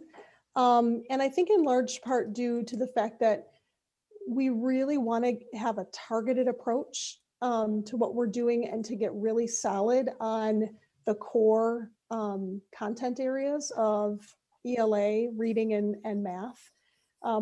We found that if we really focus tightly on a couple of things and do them really well, instead of broadly trying to do a lot of things, things don't necessarily go as well and the outcomes aren't nearly as strong.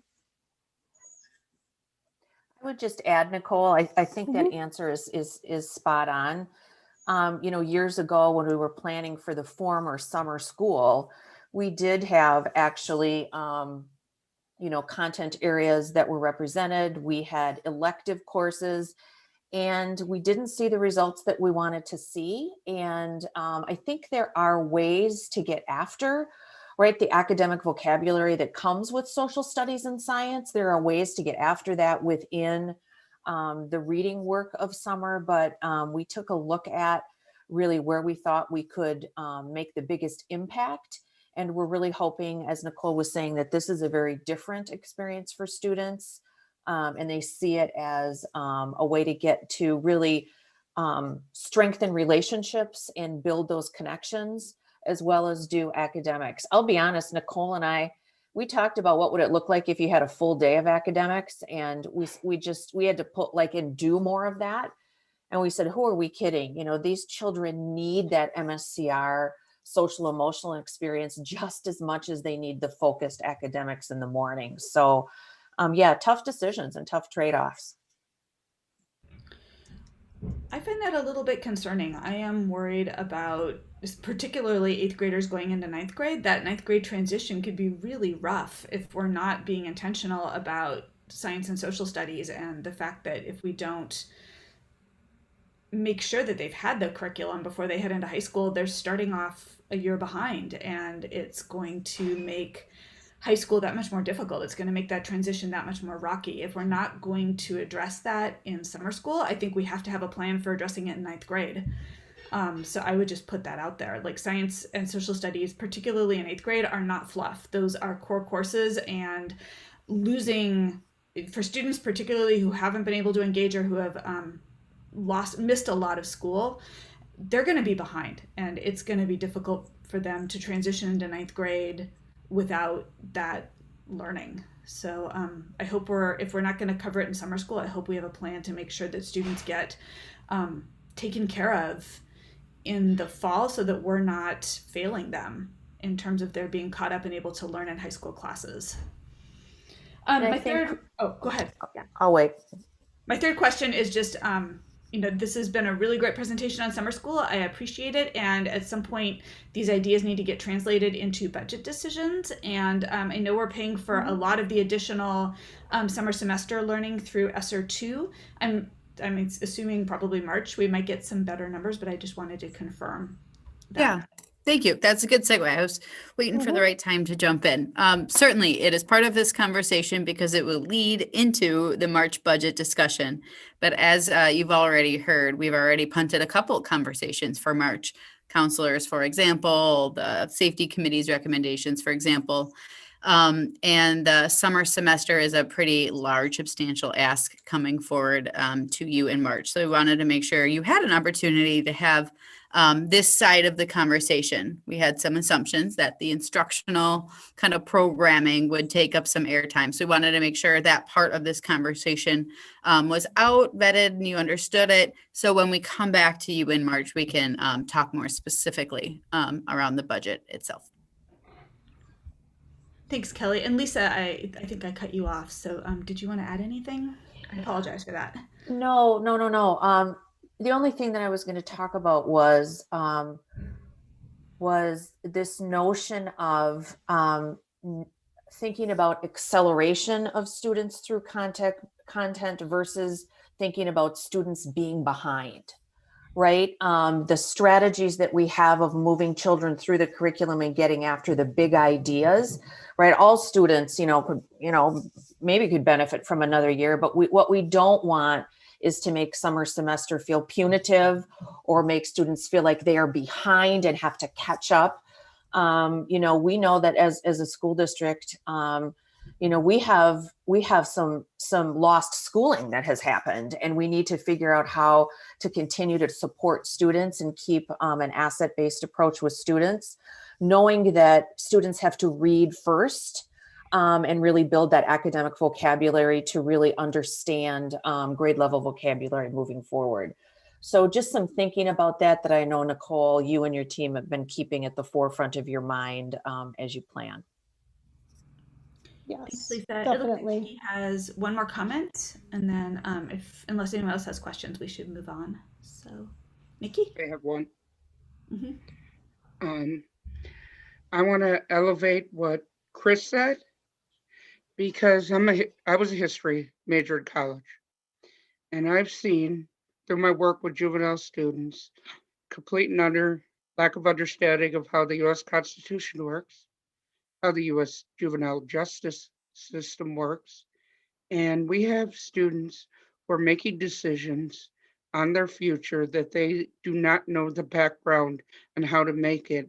And if they get a public defender, because unfortunately the school to prison pipeline is real, they get a public defender that does not explain those things and those rights to them, and they will end up on probation and end up end up reoffending, and that could change the entire course of their future. I've done this for 16 years in criminal law, and I'm frankly getting kind of terrified. I do explain it. I have several African American colleagues who, thank God, explain it. And I have plenty who just say sign here and don't even tell students what their rights are.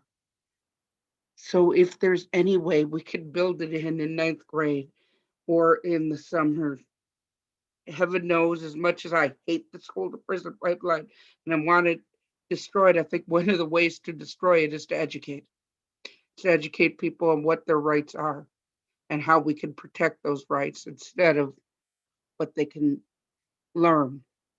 I want students to read and understand, but I also have to realize that these will be life decisions, and I don't want them coming back and harming them in later years. I know that sounds probably tone deaf coming from a white woman in this situation, and I normally wouldn't speak on it, except for the fact I've done it for 16 years and keep seeing the same thing over and over again of I can talk, I can talk, I can do this, and it harms them, and I don't want to offend, and I don't, but I don't want anyone's future limited because of lack of understanding. And that's the major thing I see. So that's just my one caveat. Are there any final comments on summer semester before we move on? Julia. Yeah, thanks. I know we're kind of wrapping up here. I don't know if it's been addressed exactly, but I think it kind of relates to what Chris and Nikki have been talking about. Is summer school intended as, I mean, there's the question of, is it punitive? Is it supposed to be catching up? Is it remedial, or is it accelerating? Who is it intended for? And is that going to be different this year than it has been in the past? That's a great question, Julia. So certainly summer school is, I mean, anybody during summer wants to be outside playing and having fun with their friends, right? Or when you're older, you have a job and you're doing things, but there certainly is a time for not only continuation of learning, but also digging in deeper and helping support that learning loss. And I think this year in particular is so unique and so unusual that we know due to circumstances beyond our control that students have missed a lot of instruction. So therefore, I think in particular this year, it is going to be about really accelerating the learning, catching up, earning and recouping credit that I may not have had in the last year. So I think in particular, we want to create a program ultimately that is such that kids want to come to summer programming. It's amazing, it's great, and I can do a lot of learning there. But this year in particular, I think to your question, is really about making up for lost learning and instruction, or maybe a style of learning that just didn't work the best for myself. Thank you. Gloria? Oh, no, I'm sorry. I don't have a question. All right. Anything else before we move on? Saw Ali's hand up. Oh, Ali. Thanks, Savian. Thanks, Savian. Thanks, Chris. Thank you all so much for speaking to summer semester. I think, it's one of the more important conversations and urgent conversations we can have at this point. And going into it, I think there's an incredible opportunity to partner with and learn from MSCR in this moment. And so in terms of play-based learning, in terms of how kind of the beyond academic supports the academic, I am wondering how we're partnering with MSCR and if we're looking to what we're offering through MSCR. Are we offering, things like coding? Are we offering things that really enhance the skills that our kiddos may need, or really enhance kind of some of that social emotional stuff that we've all missed out on deeply? I know talking about summer camp brings so much joy to my soul. I feel like one of the saddest, meanest conversations I had with Kelly last year was her telling me on my birthday that summer camp was not going to happen. I was like, really? I would love these two kids to go somewhere. So talking through how we're utilizing and uplifting the work of MSCR, and what we're offering through MSCR is supporting the academic strengths of our young people. Great. Yes, we will. Right now, I've been working extensively with MSCR just to name our sites and kind of really arm wrestle a little bit around who goes where and that kind of thing. And the next conversation, or the next level of conversation, is exactly that, around what does the programming look like? How can we connect? How do we make sure that we are coherent in our practices, things that they've learned, and then again, for the enrichment opportunities for kids. So thank you. Yeah, and I'll just add to that, Elise. So there's the piece that's the MSCR, that's the afternoon of the summer school. And that's what Nicole's talking about, like that direct connection. And this year this summer, more than any other summer, making sure the morning day and the afternoon day connect with intentional planning is certainly a goal. And MSCR has all the other camps, right, that serve kids in their needs outside of just summer school. And so we're actively planning that too. And it's going to look and feel a little bit different in the past, but it's going to be also really intentional with what we think kids need this year. 2-year coding example being a perfect example.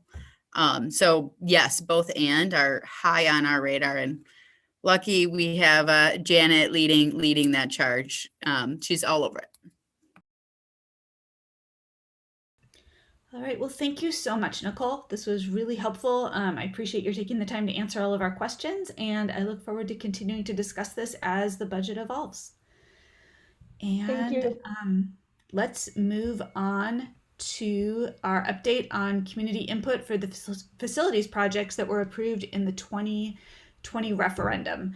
And I want to preface this by saying that we are deeply, deeply grateful to the Madison community for passing the facilities and operating referenda last fall. We touched on the operating referendum in the budget discussion we just had, and this coming presentation is really going to focus on the facilities referendum.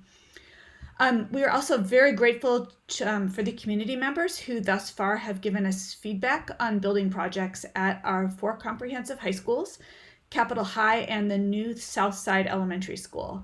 I was able to participate in one of the many meetings that have been held that was focused on sustainability. It was a meeting of both students and staff.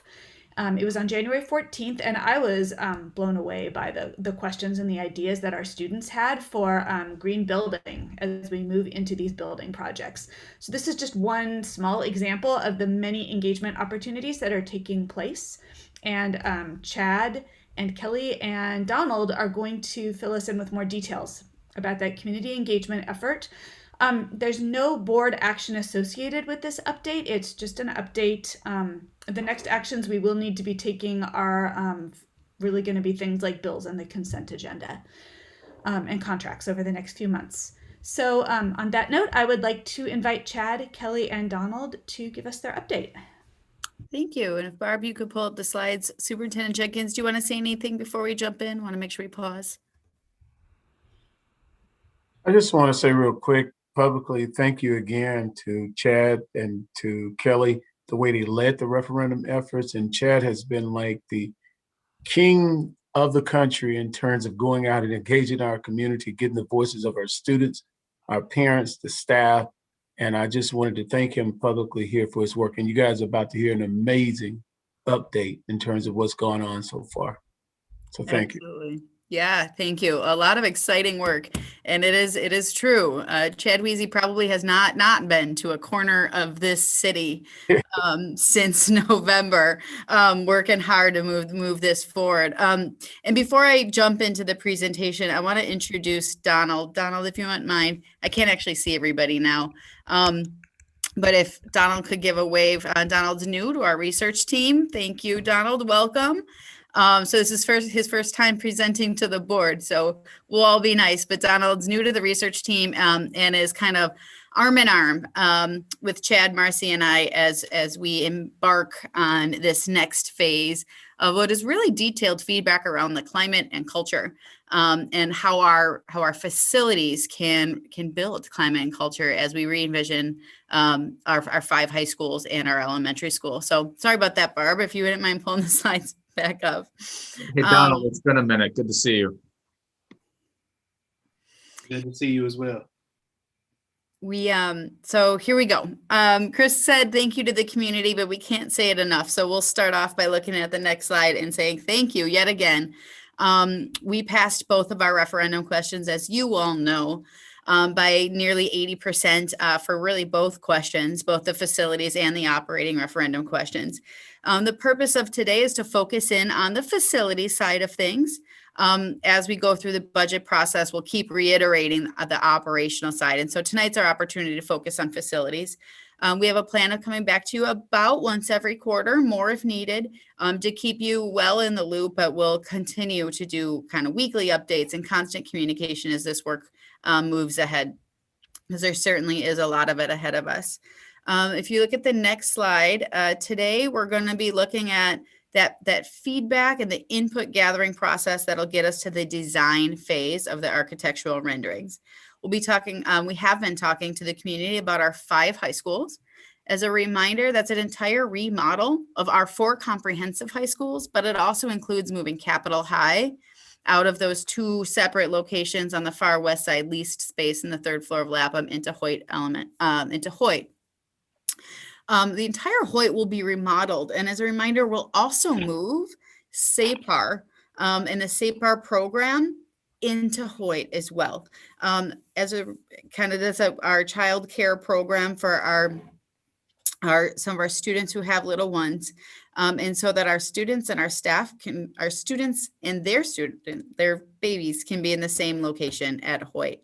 So that's a part of that goal as well. And we kind of often just kind of brush past it thinking about Cap High, but it's a key part of that strategy and important as we get feedback on the Hoyt school itself. Also on the elementary school, before we dive in, I want to kind of ground everyone in the elementary school work. There's actually 2 phases of work happening around the school in Rimrock Road. One is the instructional focus, and that work is really being led by Tremaine and Chelsea and our chief of schools, talking to the community, our parents, through our principal that will be leading this school around the instructional visioning process. That work, we're really taking the forefront and leading the effort with our facilities questions following behind. So it's an intentional kind of separate timeline and separate group of work. We're still doing all the facilities input that you're going to be hearing about the high schools. But we did do the high schools feedback first so that those projects could get up and running. And then the facility feedback on the elementary follows much more in like an early March, late February, early March phase, because we wanted the instructional team to get off the ground first. So know that there's kind of intentionally 2 different timelines for that work. But with that said, I'm going to hand it off to Chad to really dive in to the fantastic work these teams have been doing. Thank you, Kelly. Yeah, thanks, Barb. And good evening, board members. Yeah, we're here tonight to talk about kind of the work that's happened over the last few months and timelines related to all the work moving forward, our input process, and the way that these designs have been impacted by all of the wonderful things we're hearing from our community. So to reiterate, and we can go quickly through this, what Chris and Kelly already mentioned, we're looking at the 4 main high schools having some capital maintenance work done, but most importantly, what we've been hearing feedback around is how we want to modernize the learning environments in these places. Additionally, we're bringing Capitol High to 1 building, the Hoyt building, and that project's really coming along and exciting. And lastly, we're just starting the input around what that new elementary school is going to look like. Next slide. So Kelly mentioned the amazing rate of support we had during that referendum in November. And I think a lot of that came from the fact that we did so much work on the ground, hearing from our community around what they needed in these projects. And the main reason we bring this up tonight is that this work is just as important post-referendum, where we got the scope set, we got the project set, we got a budget set, but there's still so much to learn around what these projects actually have to look like when they're actually built. Next slide, Barb. So I did want to remind the school board that we sent an RFP out just prior to the referendum and made the decision to take a look at the possibility of a new design team to help work with us all the way through this project until we lay that last brick, and made the decision to do so, knowing that there was a chance we might have to change design teams to get the right team to serve our schools post-referendum, and we've done that. Next slide. So tonight, I did want to make sure that the board was aware of the fact that we are fully engaged with now what I kind of consider the dream team in terms of Southern Wisconsin K-12 construction. We have Epstein Ewing on board to work with us in terms of the school design. And again, we've got Findorf on our team as far as a construction manager and all the work they did for cost estimating to make sure we keep these projects on budget and on schedule. And I did bring one member of the EUA team tonight to just introduce himself, talk very briefly about the work he's done so far in the last few months with our schools. And then he'll be available at the end if there are any questions. So A.B. Kachatourian, I'm going to turn things over to you with a quick intro of your team and obviously yourself. Chad and board, thank you very much. First off, congratulations on passing this referendum and getting the community support. Secondly, exemplary effort to continue the engagement, as Chad and Kelly and others have said. This is really unusual. This is not the norm, and we really applaud you for doing that. I think you heard from some of your board members that they've been present at a number of the meetings that Chris Michaud and the rest of our team have been running. We're excited to have this team in front of you. It consists of project managers, architects, sustainability experts, historic preservation staff, engagement staff, and so forth. So in a nutshell, we put together a team to respond to each and every school and their unique opportunities, but at the same time to communicate across the board to make sure that district standards are met. And lastly, I'll say that we are very excited to hear from each of these community groups, because in real time, we are taking this information and we are putting it to good use, shaping these buildings. So Chad is absolutely right. Everything we're learning is shaping and further refining. We're getting down to that granular level. Once again, congratulations, and I'll stick around till the very end to answer any questions that you might have.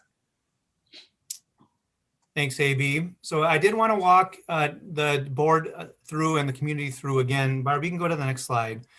Through our timeline and our approach to the post-referendum design process.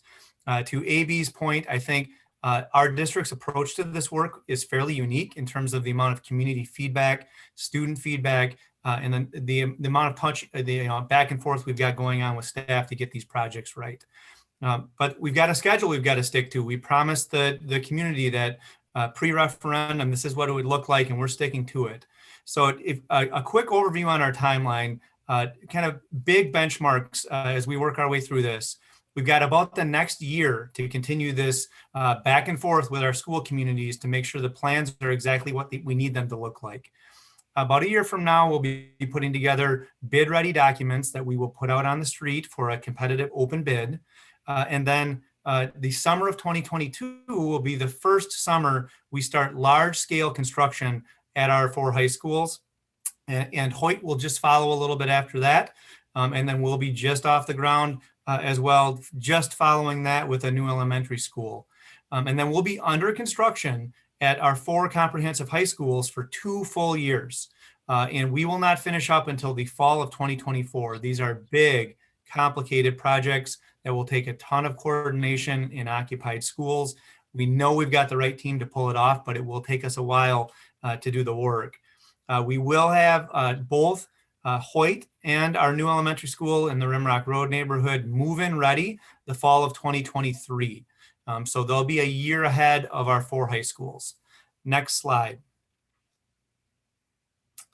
So one thing that we continue to tell everyone we're meeting with is that the pre-referendum work was so essential to make sure that we got the scope and the projects correct in terms of what the community, our school board, and our schools were telling us what really was the most pertinent work and the most pressing work that was needed to happen. And we got budget and timeline and big ideas set pre-referendum. So the budget set, $317 million is it. We've got an idea on the timeline, and we've got conceptual ideas in terms of what we have to deliver post-referendum. But there's still so much to do. All the input we're taking is around classroom design, common space configurations. We were just looking again today at some exciting slight changes that are going to happen at La Follette. We've got interior design concepts that are just starting to take hold, and then the final design before these things go out to bid.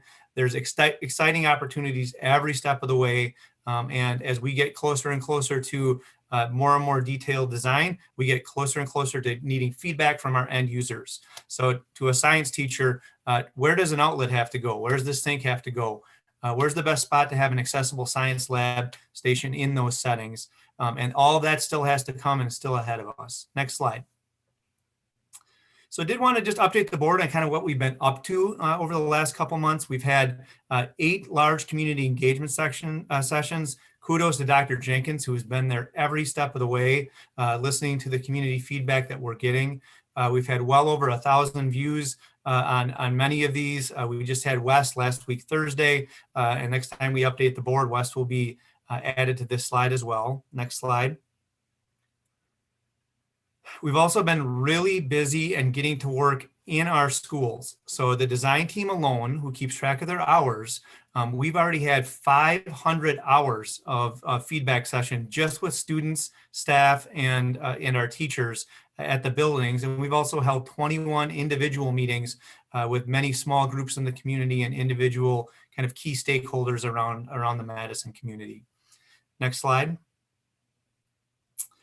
Here's my chance to kind of turn things over to Donald. Donald, I wanted to compliment you on your bow tie. I decided to put on a tie tonight, and you had to show me up with that bow tie. So Donald, at this point, welcome to the facilities team. Excited to kind of get an update on things related to our research team and some of the exciting things and trends we're hearing from all the input we've been receiving. Sounds good. Thank you, Chad. And by the way, the tie does look good tonight. So you are looking real good. It's good to have you on the squad. Thank you. Thank you. Good evening, board, everyone. Thank you for allowing me to be here this evening and present some of these preliminary findings to you all. As Chad alluded to, there have been several sessions that have been conducted thus far. And as of 128, we've senior leaders have met with about 22 community leaders and various other leaders. And then there's approximately about 20 more sessions that will be scheduled or are currently being scheduled. Some of those sessions that have been completed are below. And it's important to note that as we go along and we move, and as I show some of this data, that some of the themes are very preliminary. Some of the things that we're going to show are just from the kickoff survey that has been analyzed, and then also just the Google survey that you all have on that's on the website, and then the ones that were sent to families as well. However, taking feedback from initially before the referendum, when communities wanted individuals to come out and just stop surveying them to death and kind of come out and have more conversations with them and kind of talk with them more, we have adhered to that process. So there are a bunch of these sessions still coming in and that are still being analyzed, and there are more themes to come. These are just preliminary, and I just wanted to kind of preface that by before I show some of these themes. Next slide, please. So right now, based on the Google survey that we initially, the kickoff survey, and then the survey that is on Qualtrics right now, that the link is below, the post-referendum facilities survey. Here's the demographic breakdown of the response rate right now. So we can see that responses are very kind of disproportionate and heavily white. However, again, kind of going back to my original point, we still do have a lot of those community conversations with leaders and other community groups that will definitely highlight the voice of underserved and historically underrepresented populations to provide their input on these various projects. Also, there's a breakdown of kind of the post-referendum adult survey and some of the numbers that we've sent out. I will adhere and say, because of the nature of this survey, responses were a little low. So it is definitely imperative that we paired this survey with the community input sessions, because it's sometimes a lot to ask several open-ended questions, especially around things with climate, social justice, race and ethnicity, those type of things in a survey, and not have someone there to kind of qualify and really kind of get at the nooks and crannies of what we're looking for in some of those questions. Next slide, please. So some of the preliminary findings that we have thus far around school culture and climate, we have preserving the unique character of a lot of the schools and the community, creating very comfortable and inviting spaces, and recognizing a school as a community center, and not just a place of learning, but kind of a holistic building that encompasses many facets for not only students, but also community members to use as communities and families to use as well. Under the racial equity and social justice bucket, we have ensuring representation, honoring origins of the land, and also respect for identity, and creating equitable, accessible spaces. And then kind of lastly, around kind of some of the positive learning and the environments, we have fostering collaborative learning and fostering alternative classroom instructional designs to facilitate more co-collaborative learning and peer-to-peer learning. Next slide, please. So at this point, if there are no questions for me, I will be turning it back over to Chad. And those were kind of some of the findings, the preliminary themes that we've pulled out thus far. Again, as we dig more into the student survey, who we surveyed students as well around their post-referendum input, and then also the input from the community leader sessions, I'm sure those themes will be involved, and we will be back again with the update with probably with more encompassing data. All right, Donald, thank you for that and all the hard work of your team. To catch the board up kind of on our process, all of these input sessions, we're sending the notes related to what we're hearing to both the design team and our research team. And it's our goal that when Donald brings back his comprehensive report here in a couple of months, that everything we're seeing in that report is reflected in what we're actually designing in the buildings. And some of the things that we're seeing in these one-on-one sessions with staff members, smaller group sessions, and even community-wide sessions are certainly falling in line with some of the things that Donald's mentioning. So each school has continued to say we've got unique needs, and you got to make sure that these schools are not cookie cutter. They cannot all look like Sun Prairie High School when we're done. East High School better feel like East when we get these things done. Students and staff are again and again telling us warm and inviting school environments are important, as important or more important than the safe and welcoming piece. They have to feel like the buildings are meant for students. And then lastly, celebrate diversity, cultivate racial equity, and make sure these things are accessible to all students when we're done. Next slide. We're certainly hearing from our schools that these things have to serve our broader community. Our high schools are already almost 24/7 facilities, and we have to make sure we design them around making sure that our community has access and they meet their needs. Again, let's make sure we get school pride involved in what these final designs look like. And I can tell you that everyone is excited. I always have Dr. Jenkins' voice in my head around his entry into the his position and Memorial High School looking the same as it did when he was here in the 90s. And I think we have so many longstanding Madison community members that feel the same way. Like this is a long time overdue, and they are excited for what this can mean for all of our students. Next slide. We are excited about the fact, and AB mentioned, I think our process in terms of who we are trying to engage with is pretty unique. And we want to make sure that we elevate student voice all the way through this. We've already had many touch points with our students and many more to go. And here's just a small list of some of the student groups we've already met with. We've certainly surveyed all of our students, and we will continue to re-engage these students along the way to make sure that we're getting this right. Their voice, in many cases, they are the users of these buildings. It's the most important in terms of making sure the design reflects their individual needs at in each of these settings. Next slide. Things we're hearing from our kids. Again, welcoming and inviting. They are super interested in making sure environments celebrate their diverse backgrounds. We're hearing things like murals, flags, art, ethnic food, design, music. Where can music be more readily incorporated into this design? We're hearing kids don't use lockers much anymore. I know my experience as a building principal, lots of students carrying around big backpacks and not using lockers. We're going to incorporate that. And then really the desire for small group and collaborative spaces that students can grab a Chromebook in a high school setting, 3 of their friends, and collaborate in kind of a niche or a nook that we can make sure we can create through these design processes. We're hearing that from our kids a lot. Next slide.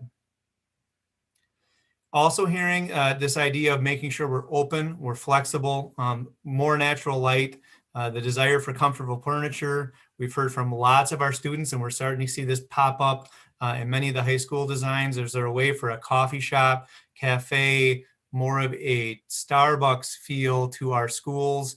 Again, making sure that the students think, you guys built this for me to support what I need as a learner, and I can feel it when this thing is done. So we're hearing all those types of things from all of our students. Next slide. All right, just to remind the board and the community, we've continued to try to update our website along the way. An easy way to find it, just Google MMSD Future Ready. The survey's still open. Let's Talk has been working. We continue to make progress updates on everything we're doing, and we'll likely post tonight's presentation on our website. Master plans have continued to be updated, and we're always taking general feedback. Next slide. So next steps, we've got really a busy another month in terms of being out in the community, and then our work will really start to turn to students, specific parent groups, and staff to make sure that we get these designs right as we get them more and more detailed heading into kind of the second part of the year here. Our process for input gathering, we're going to continue to work back with our design core team. AB leads that meeting. It happens every Monday for 3 or 4 hours as we build into these designs. We're going to continue to communicate with constituents. It's our promise to post the summary of Donald's work on our website, keep the website updated as we make progress. Anyone who's emailed us and wants those updates, we'll promise to get them to them. And then we'll probably see the board. I think we've built it into the calendar about every other month to keep all of you updated in terms of what these projects are going to look like. We are probably 2-3 months away from some 3D tours of what these facilities will look like, some updated, exciting drawings and art to really get the community excited to kind of see this feedback actually taking life in terms of what the design looks like. So that is it for us tonight. We're certainly, Kelly, myself, AB, and Donald, we are all available if folks have questions. We wanted to make this as brief as possible to see if people had any questions or comments for us. Thank you so much, Chad and Kelly and Donald, for that presentation. It's great to get caught up on where we're at with work on our building referendum. As we move into questions, I would encourage the board to focus questions and comments on outreach more so than like actually getting into the nuts and bolts of building design. So with that, I see Nikki's hand. Nikki, go ahead. My one, actually I have 2 comments. One, can we please add Bad Town Mamas as one of the groups on disability that we have a presentation with? They're really starting to increase the number of individuals with disabilities in that group, even more so than the special ed equity task force. Sure. And my other one, this isn't a design thing as much as an accessibility thing. Please, please, please have someone with special needs check it out before you make any major decisions on buildings, whether it be on lighting or accessibility. So that way we don't do the mistake my high school did of building a brand new school in 95, only to find out there was a pole in the middle and the first wheelchair student couldn't get in after they spent millions on a new school. Yeah, Nikki, we have talked to the Special Education Advisory Group, and I'll reach out to you to get Madtown Mamas scheduled again. I was hoping AB could just respond real quick as far as the expertise that we have brought on the team regarding your specific concern. Yeah, Elizabeth Watson is with UW Whitewater, and Right. she is a universal design, frankly, an expert. So to give you an idea of what happened the other day is we listened to the special education group, and I took it from, I have a long history with the Americans with Disabilities Act all the way back to 1990 when it was enacted, and I went to Washington to learn about it, and I was in charge of 400 facilities that needed to be brought up to the Title III accommodations. And I took it to heart. I mean, we spent as architects time in wheelchairs, understanding ambulation issues and how to get around and those challenges. But Elizabeth really opened our eyes to something different.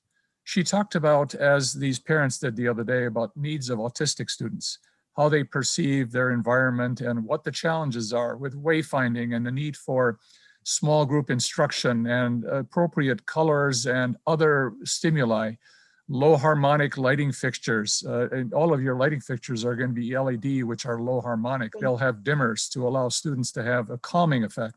So in a nutshell, I invited Elizabeth to speak with Chad and our core team today. And again, the first time she mentioned all this was exciting, and hearing it again was exciting as well, because we're hearing in real time what your community groups are telling us, be it sustainability, be it whatever group has an interest in weighing in. And we're taking it to heart, and we are incorporating those thoughts through our team and our experts, and then circling back to say, have we heard you properly? Does this make sense? And then it create a sense of validation in that feedback loop. So we are super excited about the voices, and we intend on following through with these voices. Thank you. From an autistic adult personally, being on the spectrum, this is something that's incredibly important to me. The hearing the lights and the sounds that the lights make was something that was one of the hardest things at getting an education, and because no one else could hear them. So Elizabeth opened our eyes to that world, and we thank her and we thank you for this input. Thank you so much, and thank you again.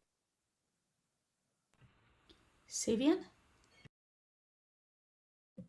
Yeah, thank you so much for this presentation tonight. And, in terms of capturing communities that we haven't heard from frequently, the intentionality and quite frankly, being dogged in our approach to trying to get engagement will be really important.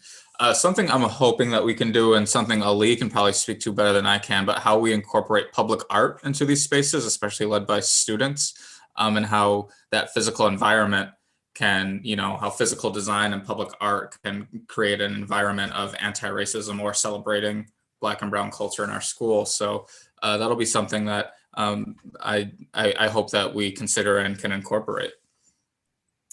Savian, I can speak to that really quickly because I've been on board with every one of these input sessions. I can tell you that already I'm hearing the design team start to even mention places that art can, you will be greeted by art when you enter the welcome center at these schools.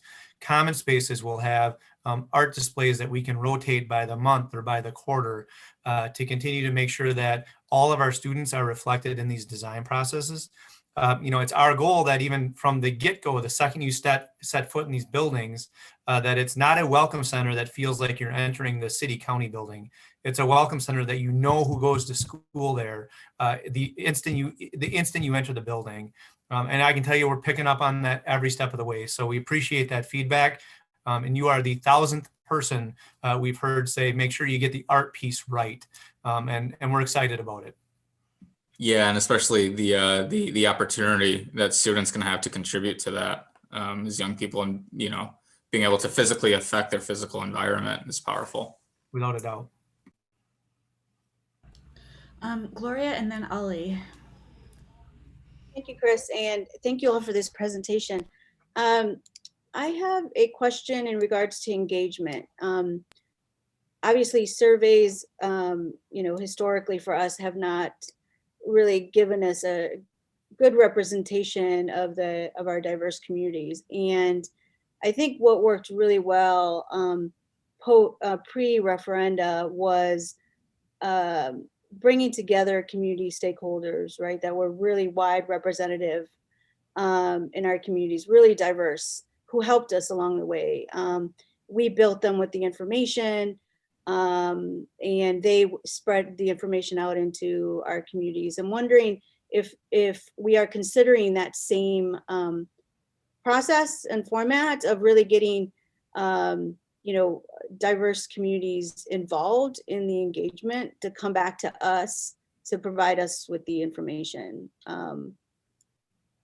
Yeah, Gloria, I can get this started, and then I want to kind of hand it over to Kelly, who is in many ways our engagement and political strategist the whole way through here, and can tell you that we're doing that. We're almost taking the exact pre-referendum input strategy and kind of juxtaposing it post-referendum. So we're all in on that. Kelly, maybe you want to speak a little bit more to the fact that we've got sessions that we're doing that we're trying to cast as wide a net as possible. But to your point, Gloria, there's some special invites going out to make sure we get a diverse set of voices post-referendum as well. Yeah, absolutely. And that includes pulling the referendum advisory group back together, which we did. And we met with last week and kept the open kind of hope that they would continue to meet with us really throughout this process as well. So I think we're doing kind of what you're asking, and frankly, a little bit more. We're actually going deeper into some of our community organizations, for example. And in the upcoming weeks, we're not just meeting with, you know, Vanessa at YWCA. She's on SHRAC. We've certainly met with Vanessa, but we're meeting with the people who work in our buildings, who work for Vanessa, right? We're not just meeting with Michael Johnson. We're meeting with our partners in the Boys and Girls Club who physically work in our buildings. Same thing with MSCR. So we're actually hitting also intentionally a different level of the partnership group of those in our community who physically work day in and day out in those high schools, because they know the flow of the building just as much as anyone else. So we're certainly taking that work really seriously. And as it relates to the elementary school, Tremaine has started a advisory group himself, which will advise on the instructional side, and also will lead when the time is ready into the facility side of giving us our feedback for broader outreach into the community, as well as getting the parent feedback. So there's certainly a lot going on.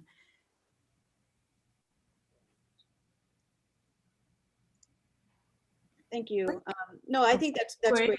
I really do think that worked for us before, and really an opportunity for us to go into already established community groups who are already meeting and talking about this and getting their feedback in those spaces, in the spaces that they belong to, right? Rather than having to attend another Zoom meeting or another meeting, right? It is already embedded and sort of on their agenda to get feedback. I think that would be really helpful, and that's what you guys did, right? And so I just replicating that. Okay, thank you. Yeah, I mean, Gloria, I meet with the Southside Neighborhood Resource Team tomorrow. We're not bringing them to Madison. We're going to their standing meeting to engage in many of the level of conversations we had pre-referendum. So great example, and that work is happening. Thank you. Thanks, Gloria. Ollie?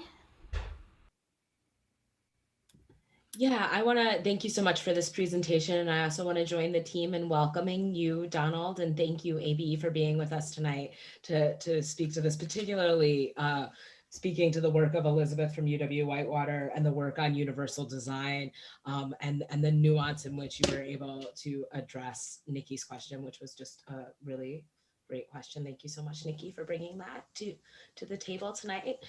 I have a few questions, and I think that they're gonna fall heavily in Chad's realm. although they may be kind of connecting the dots between Chad, Kelly, and Lisa. I want to ask about, inclusion in terms of our LGBTQ youth, our gender, our kind of approach to gender inclusion, and how that's showing up in terms of community feedback, because our trans community is a smaller community. Our young people who identify as trans are progressing through that journey, and it can be really complex and really intimidating. And having a school that reinforces your right to exist is really, really important to our young people. So I want folks to speak to that and how we're gauging information around that from our community. I also want to talk about, as you hear kids say stuff like, we'd love a coffee shop in our school, we'd love kind of this expansive relationships to opportunities and support within our schools. How are we connecting the dots between that and academic success? I'm so sorry, y'all. Are we looking at things like culinary arts and work studies, things that would be offered on campus, things that make our school mirror, higher ed or college, to kind of get us to that career college community ready? Like how are we utilizing this moment and this robust support from our community that we cannot be more grateful for, to really propel our children into the future, to really make sure that they have the skills they need and get credit for those skills. And then my last question is specific to how we're moving along in terms of timeline and what our community's perception is of our current timeline and how we're negotiating it, as well as our current relationship to the budget. So far, it seems like we've gotten really good news, and we're coming in on time and under budget. And does the community know that? And how do they feel about it? All right, Ali, thank you for all that. I took some notes and we'll try to get my way through this. Number one on gender equity, and AB, you can feel free to chime in here. Ali, I can tell you, I could not be prouder of the student voice we're hearing, and for that matter, the staff voice we're hearing around gender equity in this school district. We literally cannot go into one of these planning meetings that one student wants to bring up a bathroom, and then there is not another student who's right behind them saying, make sure it's an all gender space. I can tell you that we meet with groups of athletes that maybe I don't care if my binary locker room exists, but they're advocating for another student that they go to school with, saying you also need an all gender changing area to make sure all kids feel welcome. So I can tell you that that we're not only talking about ADA accessibility, but every part of these projects, we're talking about gender accessibility as well, and feel great about the work we're doing with that all the way through all of these projects.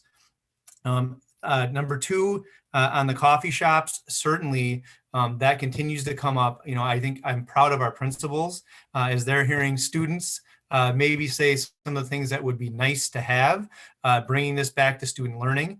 I even think of a conversation we had at La Follette just last week, where we heard from some students how nice it would be to have a coffee bar, and then had our culinary arts teachers bring it up again in a different light around how it could be integrated into the actual curriculum.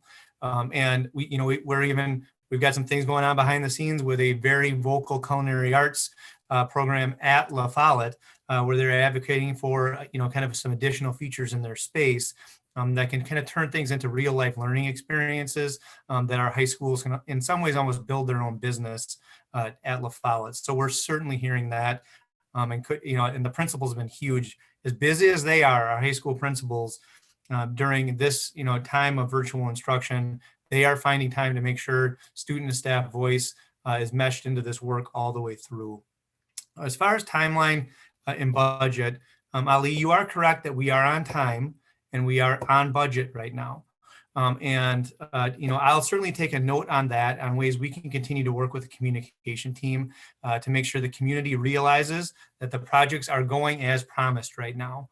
I thank myself every day that we made the decision to go with one design team who knows what they're doing. They live and breathe K-12 instruction, and it's almost like you have an educator in the room when you're talking to these teachers, and that we've got Findorf on our team to keep us honest.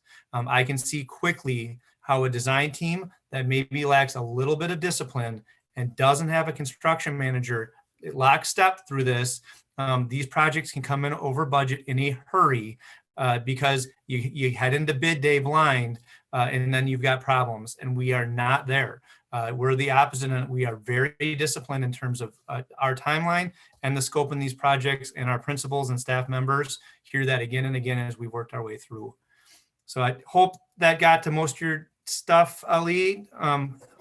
Yeah, I don't know if I need anybody else to speak to it on my behalf, although I do think that these are, important areas that are worthy of discussion. So if folks have things to add, I'm excited to hear the conversation.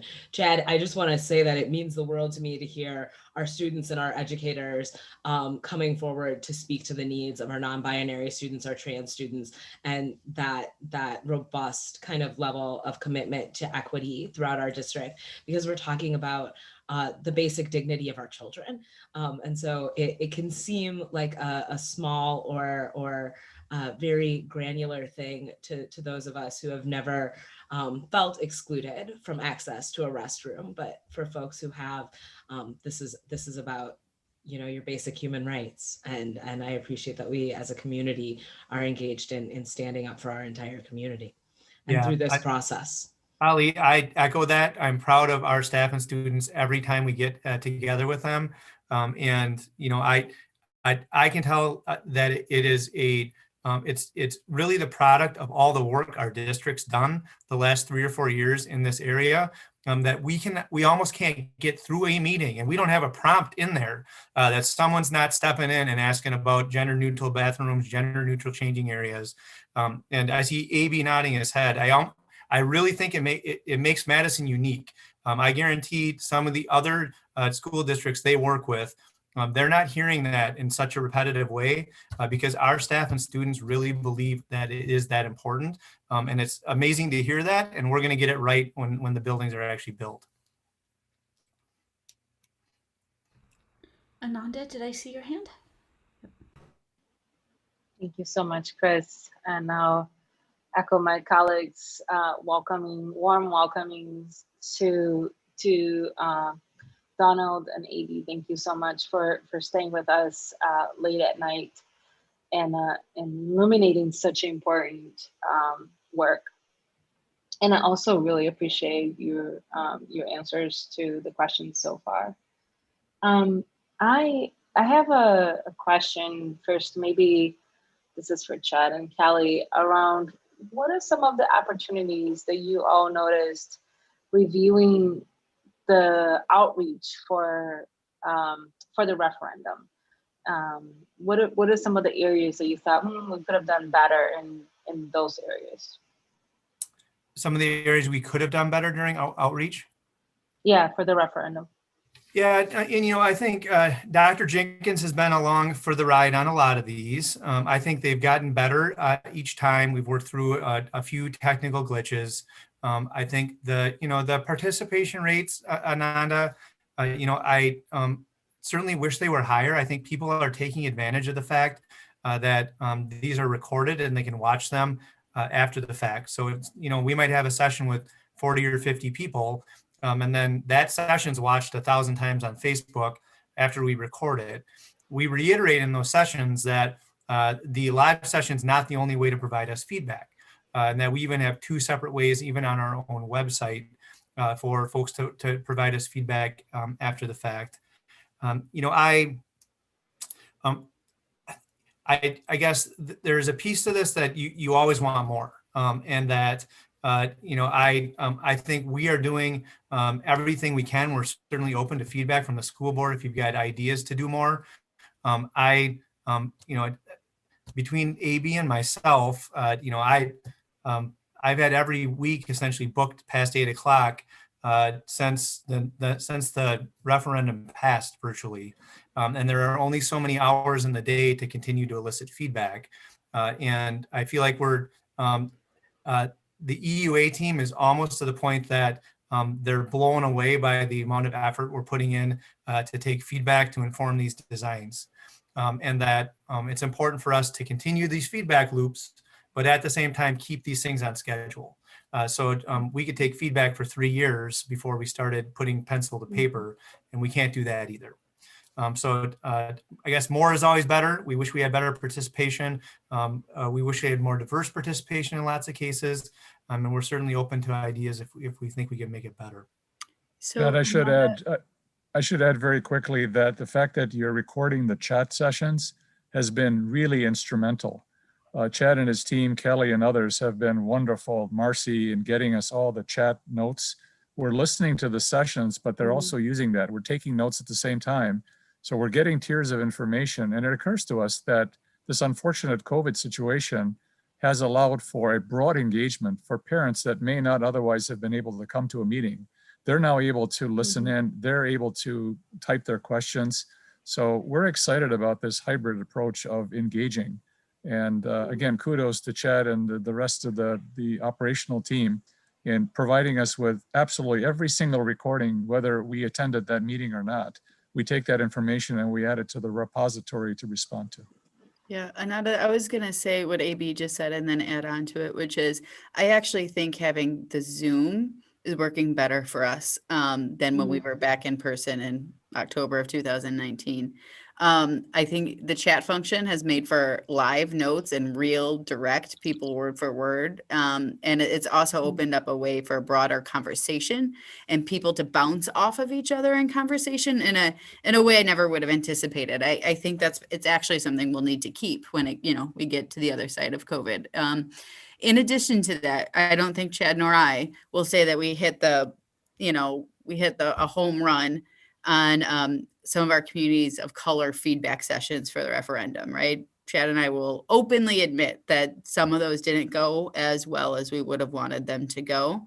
So we've certainly adjusted some of that as far as like the question prompts, how we talk, where, and the good news is, as it comes to these questions, everyone is excited about these projects. So it really helps that it brings this like natural dream envisioning into the room.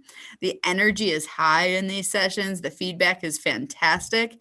And so we have that working for us in this particular phase, whereas before, a lot of concern about money and taxes and the pandemic. Now that we're on the other side of that, people are just excited and they're dreaming big, and that brings a lot of energy to the conversation. So the sessions themselves have just all gone like incredibly well. Totally agree. Thank you all for your answers. And I really appreciate you all's reflections, both Chad and Kelly, your reflections comparing to pre-COVID outreach. I don't have necessarily like a solution to this. It is something I think a lot about, my experience in Mundo and organizing the families there, and really noticing afterwards of the reason why we were able to mobilize folks and provide opportunities for folks to understand the current situation in Mundo 13 years ago. And then, advocating for a new building. It was a lot of work from families, from parents talking to parents and educating other parents on what was happening, and also motivating parents to organize because it was worth it, something. And when I brought Dr. Jenkins, shortly after his arrival, we went to the South Side and we were talking with some of my neighbors about, if these are families from North Mundo, if they knew what had happened to the building, they didn't, right? So we still have families that didn't know what had happened.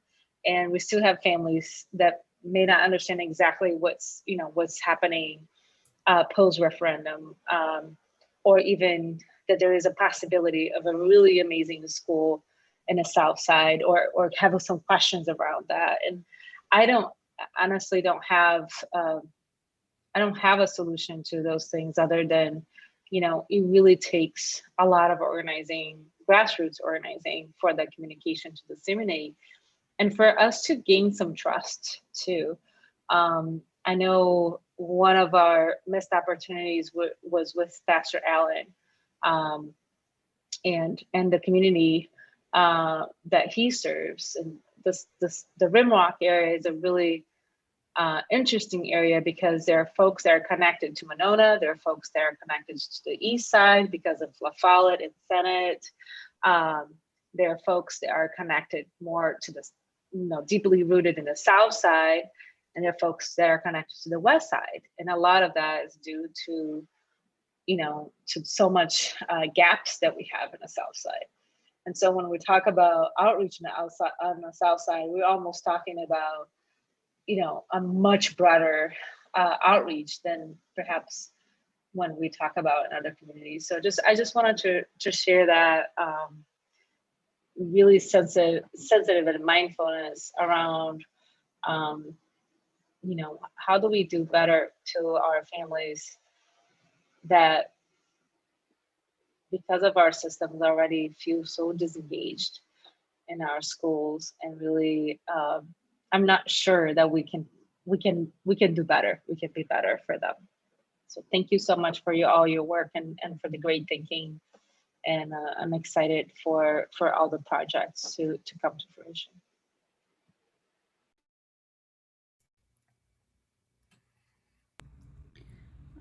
Chris, did you have your hand up?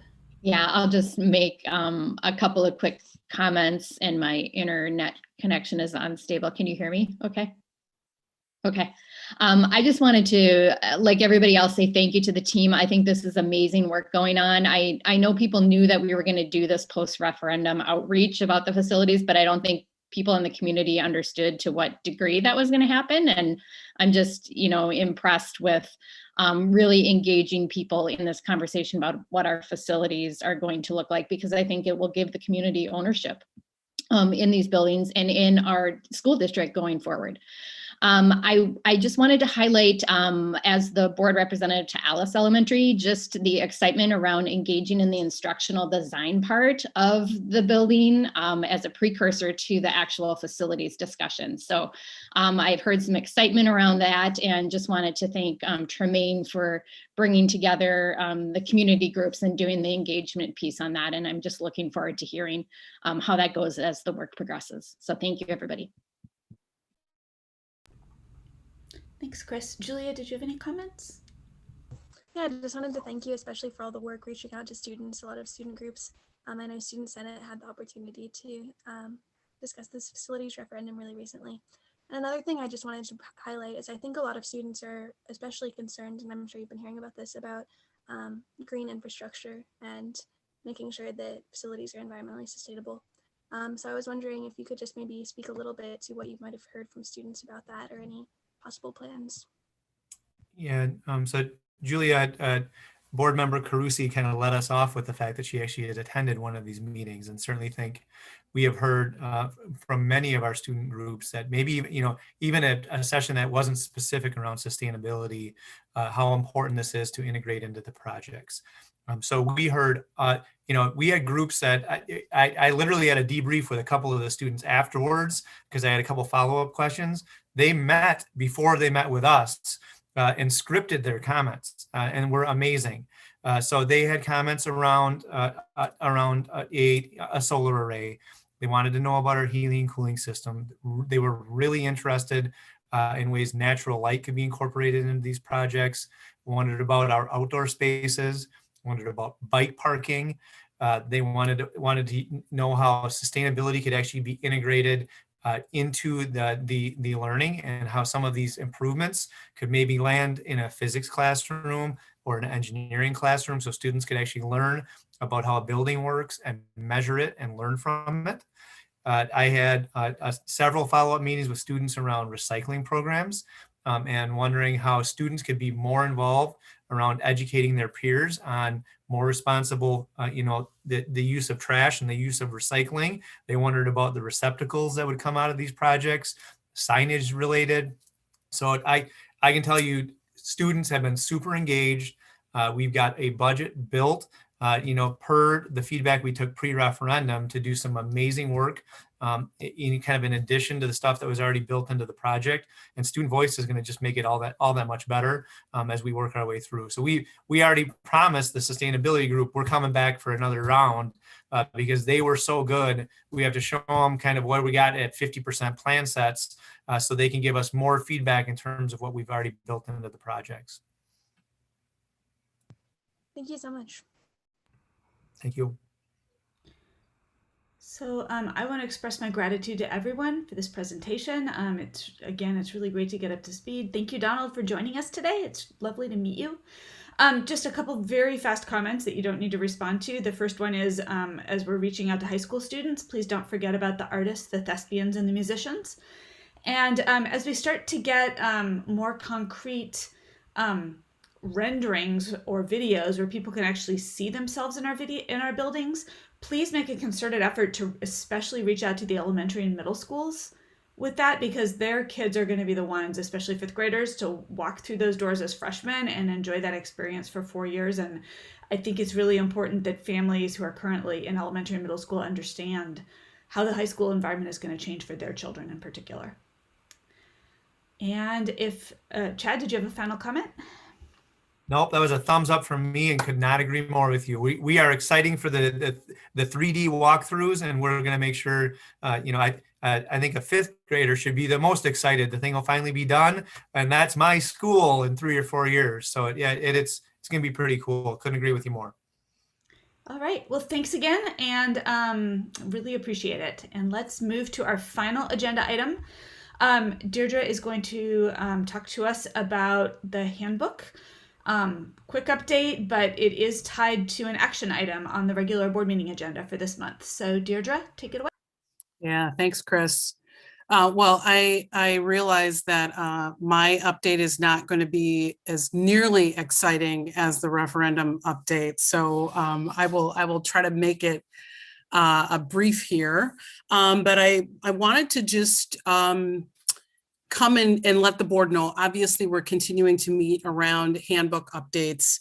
And I know that in some of the last conversations that we have had as a team, that the educator effectiveness portion of the rubric that we were creating as a group raised some questions and concerns. And so our team has had an opportunity to meet and share what we think is an option of a more specific teacher-driven portion of the process, which is incorporating the SLO and PPG piece into the overall draft rubric. So we're hoping that you might see that in March, but we wanted you to know that our discussions are continuing.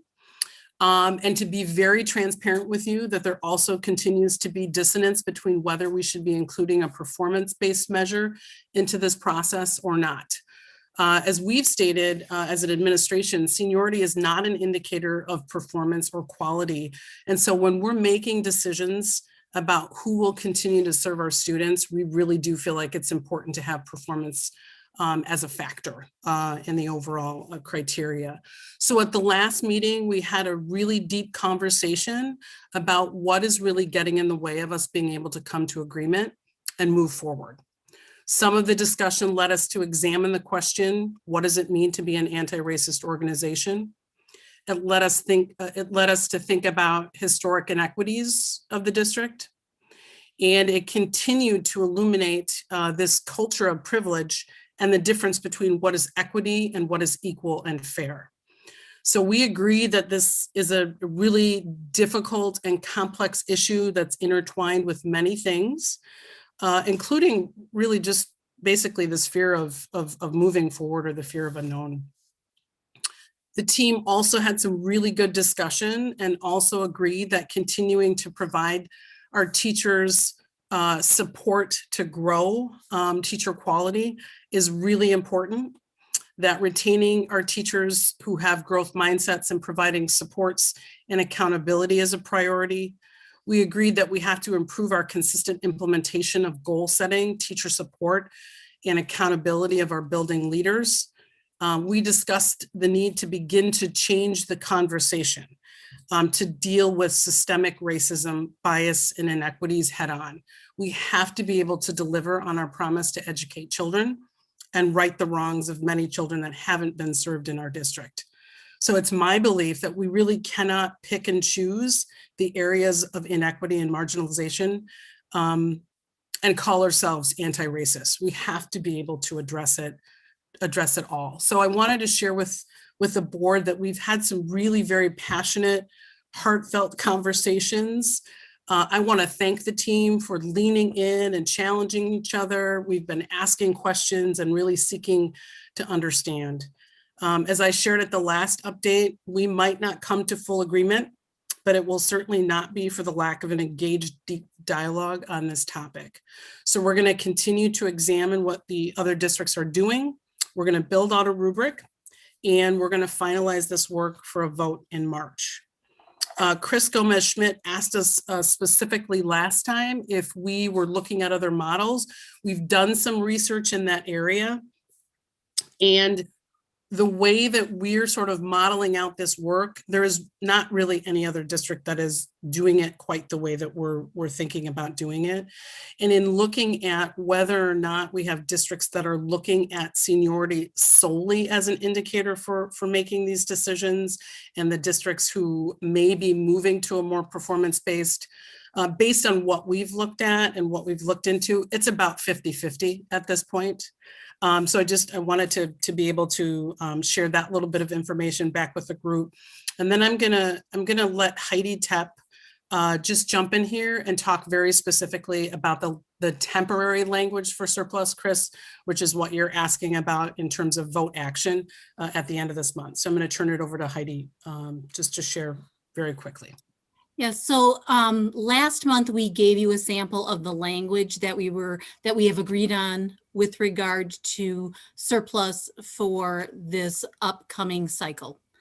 And so basically the big change is that it will still be surplus based on the inverse order of seniority, except that probationary teachers are going to be exempt from the surplus process unless the principal determines that the surplus of a probationary teacher best meets the instructional needs of their school. So the reason behind that change was our concern of principals hire, our most recent people coming in are often our staff of color, but also principals are really busy trying to recruit the appropriate people for their building. And what we have heard from staff as well is not having a sense of belonging when they're the ones who are going to get bounced around from building to building. So we agreed to this temporary language with MTI while we're still looking at this overall process with regard to surplus and layoff. But that's the language that we'll be bringing to you you'll be voting on at the end of the month. Any questions? Nikki? End of March or the end of the month? I'm kind of confused. End of February, this month. Okay, because I've heard. March will be the layoff language, but the surplus is, and this is, yep. Gloria? Yeah, Heidi, what is the criteria, or have we developed the criteria of a probationary? So a probationary teacher is a teacher in their first 3 years with MMSD. Right, but what's the criteria in surplus? You said that in that language that there's an option for the principal to determine if it's academic. Right, in the best needs of their school. Okay, so what's the criteria under that? Like how does the principal determine that? And what's the accountability factor around that is what I'm trying to say. So principals, I mean, the way we like to give principals autonomy over their building because they're the ones who best understand what their students need. So they may have just hired a person who has a background, who has worked in urban areas, who has taught kids that are, the demographic of the students in their building. So if they're in their probationary period, they can basically hop over them to somebody else. But let's say they have other people in their building who are critical. And they might then say, okay, I might have just hired somebody, but I have somebody else in my building who is the head of, various teams. They have a leadership role within my building. They would have been the next most senior person, and I can't lose that person. So then they might choose to let a probationary person be surplus. Okay. We're leaving it in their hands to make those decisions because they know their buildings best. And that's new language that MTI is in agreement with. Correct. Okay, because we haven't talked about that here. So, okay. So, I mean, yeah. So are we really, getting to where, are we really getting to where we were concerned about anyway, right? Because the reason for looking into this language was the not losing staff of, the seniority issue of like moving teachers around. Yeah, so Gloria, if I could just jump in here really quickly, just to help you understand sort of the distinction. So we have surplus language and layoff language. The time that we've been spending having this conversation and really coming to a place of agreement on both of those pieces in the handbook, two separate pieces of language, we're continuing to work on that. Because we are moving forward, you just heard Kelly talk about workbooks getting released, and this process is moving forward.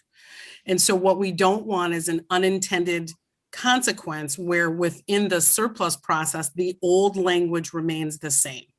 That is why we're asking for this language for surplus specifically. We continue to work through the layoff process in developing a rubric, et cetera, and that all of that will come forward for a vote in March.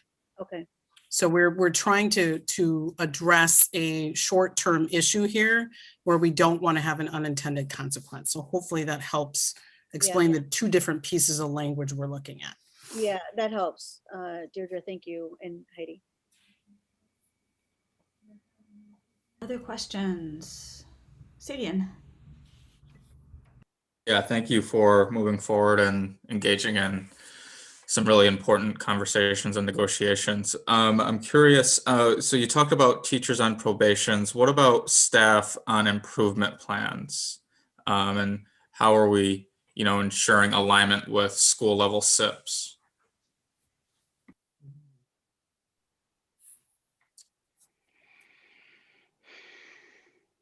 So Heidi, do you want to just talk a little bit about the performance improvement process? Right. So if a staff member is on an improvement plan, that is not, they could not volunteer for surplus. But they might be, if they were actually, it's fairly rare that they would be in the line to be someone who is surplus though. I mean, based upon my experience, I can think of one instance where I've had someone on an improvement plan actually be the person who ended up having to be surplus. But we don't let people who are on an improvement plan voluntarily surplus from their school as an attempt to get out of being on an improvement plan. Got it.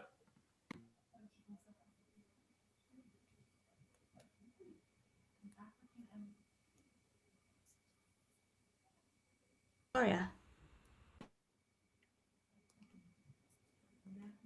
You're on mute. You did. And I said something so smart just now.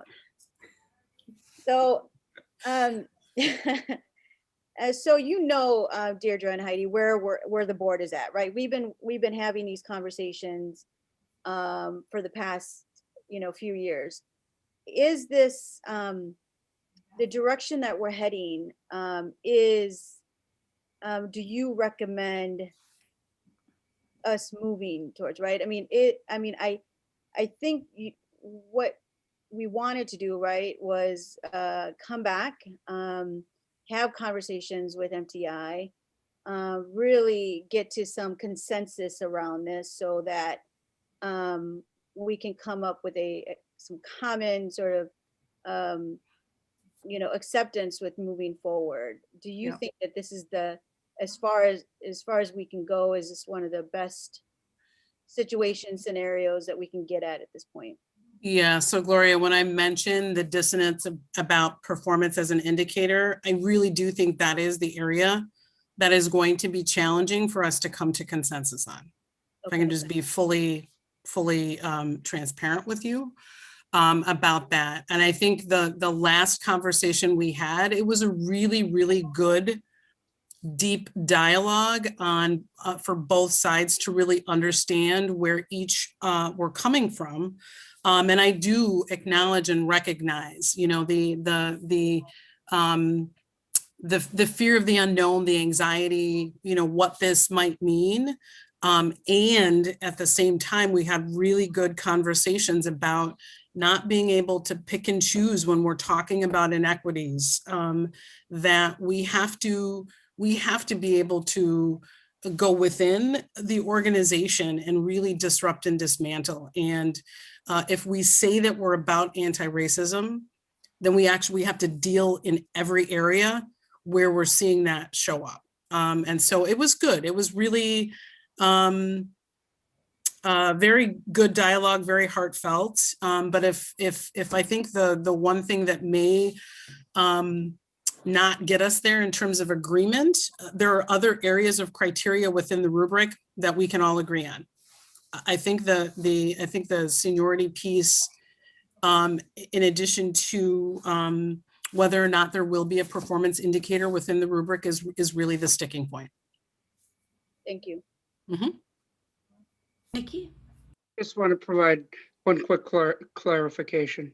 I know the majority board may agree on certain areas. Just want to state that regarding seniority and performance plan, I am not for the performance plan being included.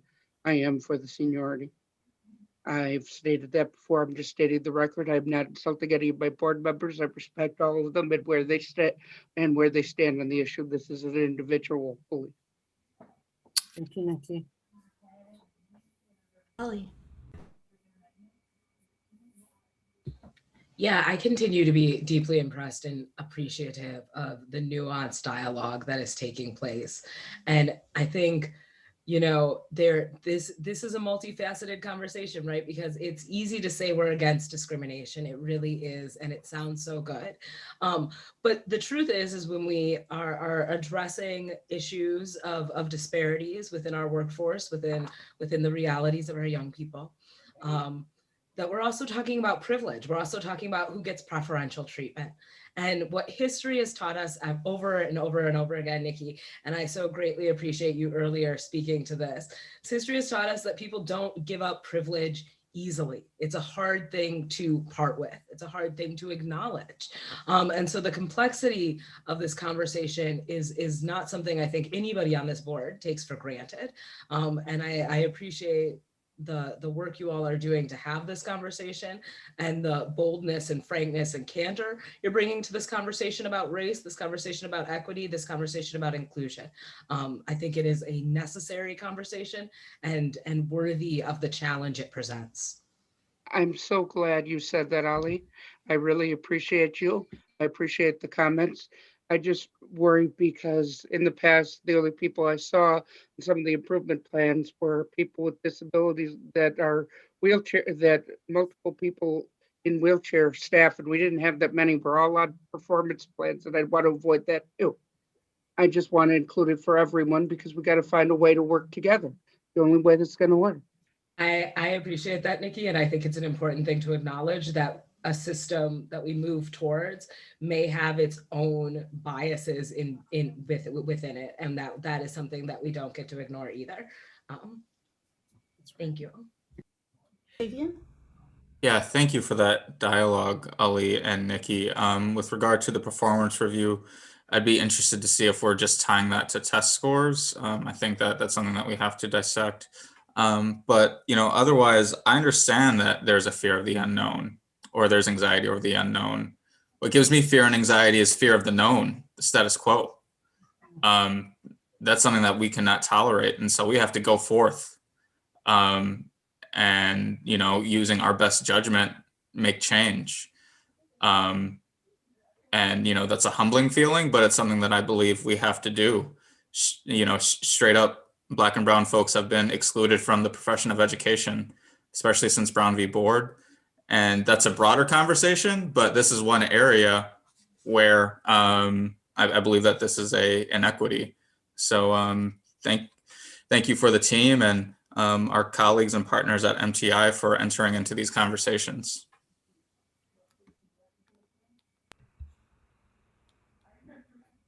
Chris.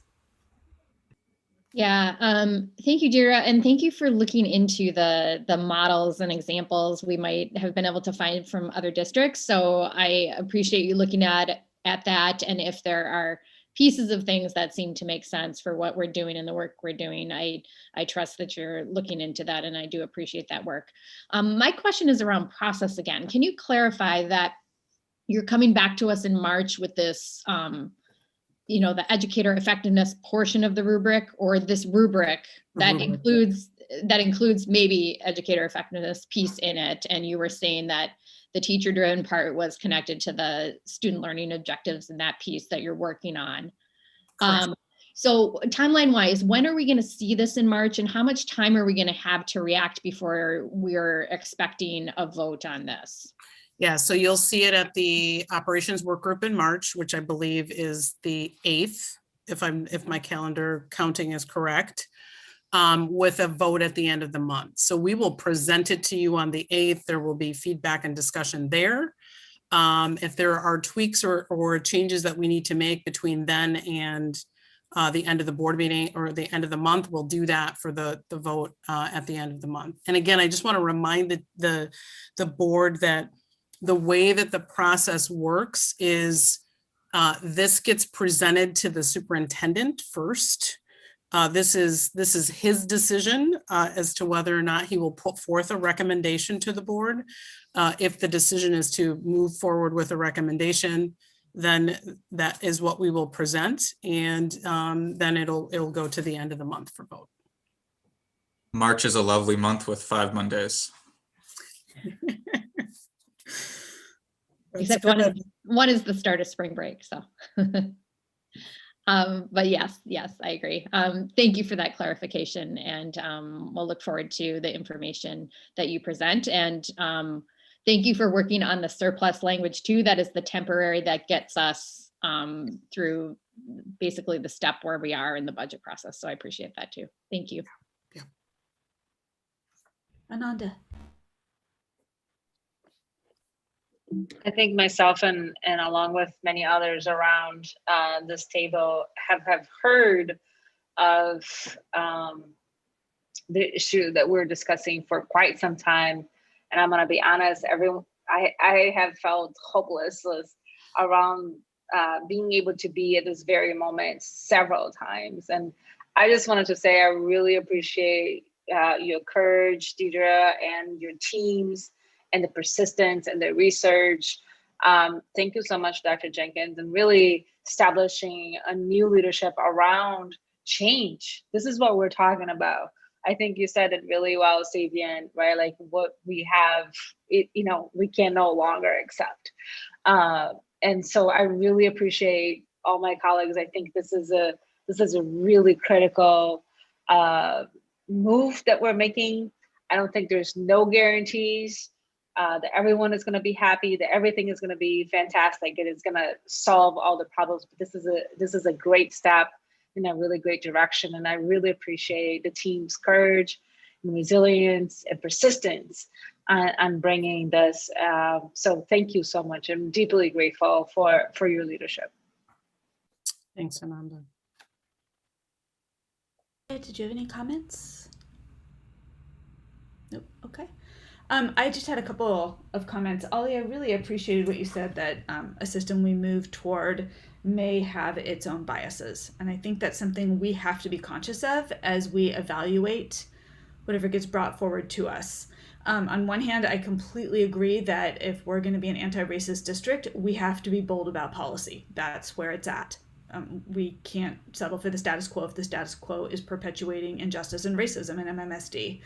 And at the same time, I do worry that if an unintended consequence of a policy we're not sufficiently thoughtful about is that it is over reliant on test scores that are potentially racially biased, we might have a problem. Likewise, if we see staff of color staying with MMSD for a few years and then leaving for other districts where they feel they have more job security because of seniority, we're going to have a problem. So I think we have to be really conscious of what the equity goals we're trying to achieve are and make sure that what gets brought forward to us moves us towards those goals. And part of doing that is I would really like to hear from staff of color, particularly staff of color who've been in MMSD for a while, about how the proposed policy impacts them personally, how it would make them feel about their job. I feel that those voices need to be at the table as we're considering change, because this is really about making sure that we have staff in our district who reflect our students. So, and likewise, I would like to hear from MTI leadership of color about how they're perceiving the proposed changes before I vote. Ananda, I saw your hand.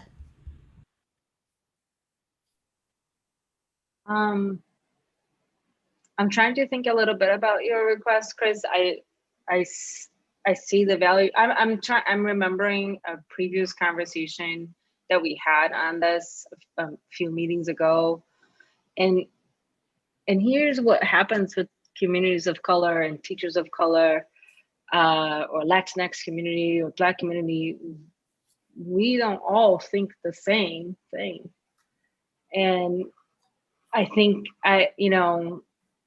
if we're looking for all Black and brown teachers to reach consensus on this, I can guarantee you that that's not going to be the case.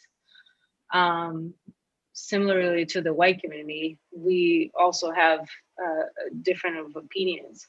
So I just feel like we have had this conversation before, and I think that there's folks that at times use one person or this person said this thing or this person said that.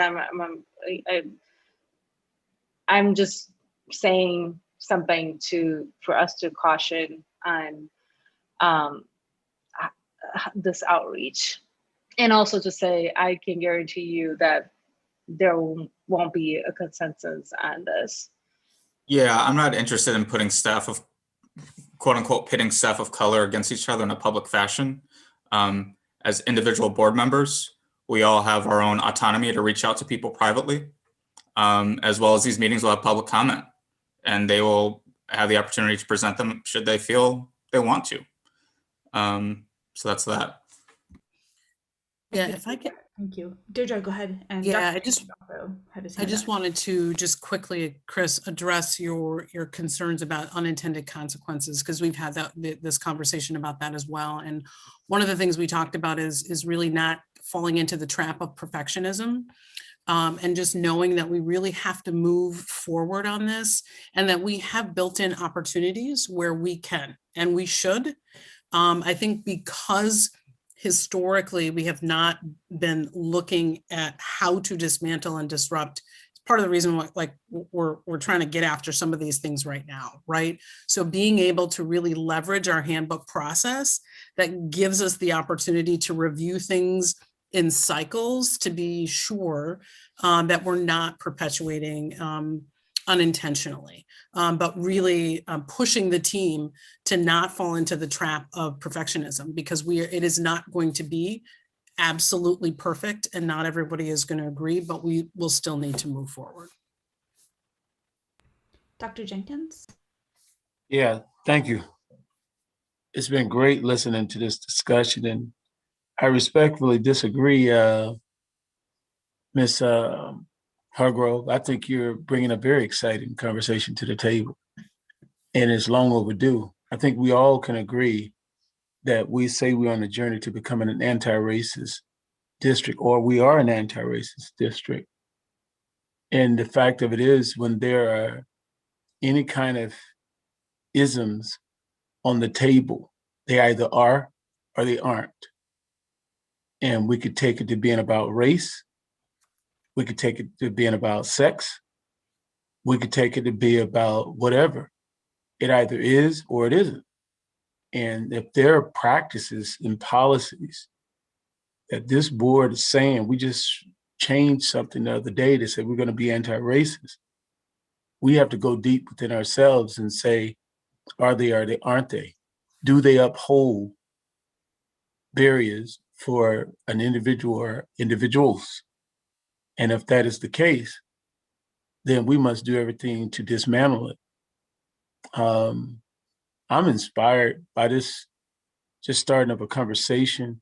And I don't know if, as Winston Churchill said, why do we hold out false, those things that we know will soon come to be swept away? If it is what it is, and if we're saying we know that we have practices that's bringing harm, continuing to perpetuate, not bringing the historical wrongs that have happened, then we have to have self-examination. If and when it comes to my desk, I will be bringing forth a recommendation. It's not maybe, I will. And I don't think temporary solutions to something will bring us the best game for all of our children, for all of our parents, for our community, or everybody who just voted on this referendum. I think they want the best and expect the best of us. So just please know, and I was just listening because I always want to collaborate to the furthest end of the earth. But collaborating doesn't always mean that you're going to agree on everything as well. So thank you so much. And Ms. Hargrove, you're doing a fine job. This is tough work to collaborate and you're doing it. And so I'm admiring you from afar. I'll just say that. Now wait my turn till you bring it to me. Thank you. Can I just add to that, Chris? I think, Dr. Jenkins, I just really appreciate your work and your leadership through this. I recall us having these conversations before you got here. And because of your experience and your history, we were like, Dr. Jenkins is going to bring in that leadership that's needed to convene and bring people together and make these really hard decisions together. And so I seriously don't think that we would be in this space today to make this significant impact if it wasn't for you coming in and taking this on as soon as you came on board. So thank you for your leadership. And this is great. Thank you, Deirdre and Heidi, for your work. And Gloria, I have to say to you guys, it's not just me, it's been all of us. And I will tell you this, I have found great friendship in working with MTI. They have been the whole way partners, and I have learned from them. And there are some things in our district that have not been right historically that it came to me by way of MTI. And when I verified it, it was the truth. We have a lot of hurting going on in our community, not just our district. And I think we're poised because of all of us. This isn't an individual. This is truly collaboration at the highest level, where it's going to take a lot of people. And to get out of our pain, we may have to stop the pain. It'll hurt temporary, but forever it should go away. So thank you to all of you and for your leadership. This is an amazing place to be for me. So thanks so much to Dr. Jenkins and to Gloria for those closing remarks. Unless anybody has any final comments, I think that leaves us in a really good place to close out this meeting. Take a 5-minute break, and then we need to come back for closed session. There is a different link for closed session, so you'll be leaving this meeting and coming back. So are there any final comments before we move on? Motion to adjourn. Thanks, Ananda. Second. All right. All those in favor? All right. Motion carries. I'll see everyone at 8:35 in closed session. All right. Thanks. See you in a little bit.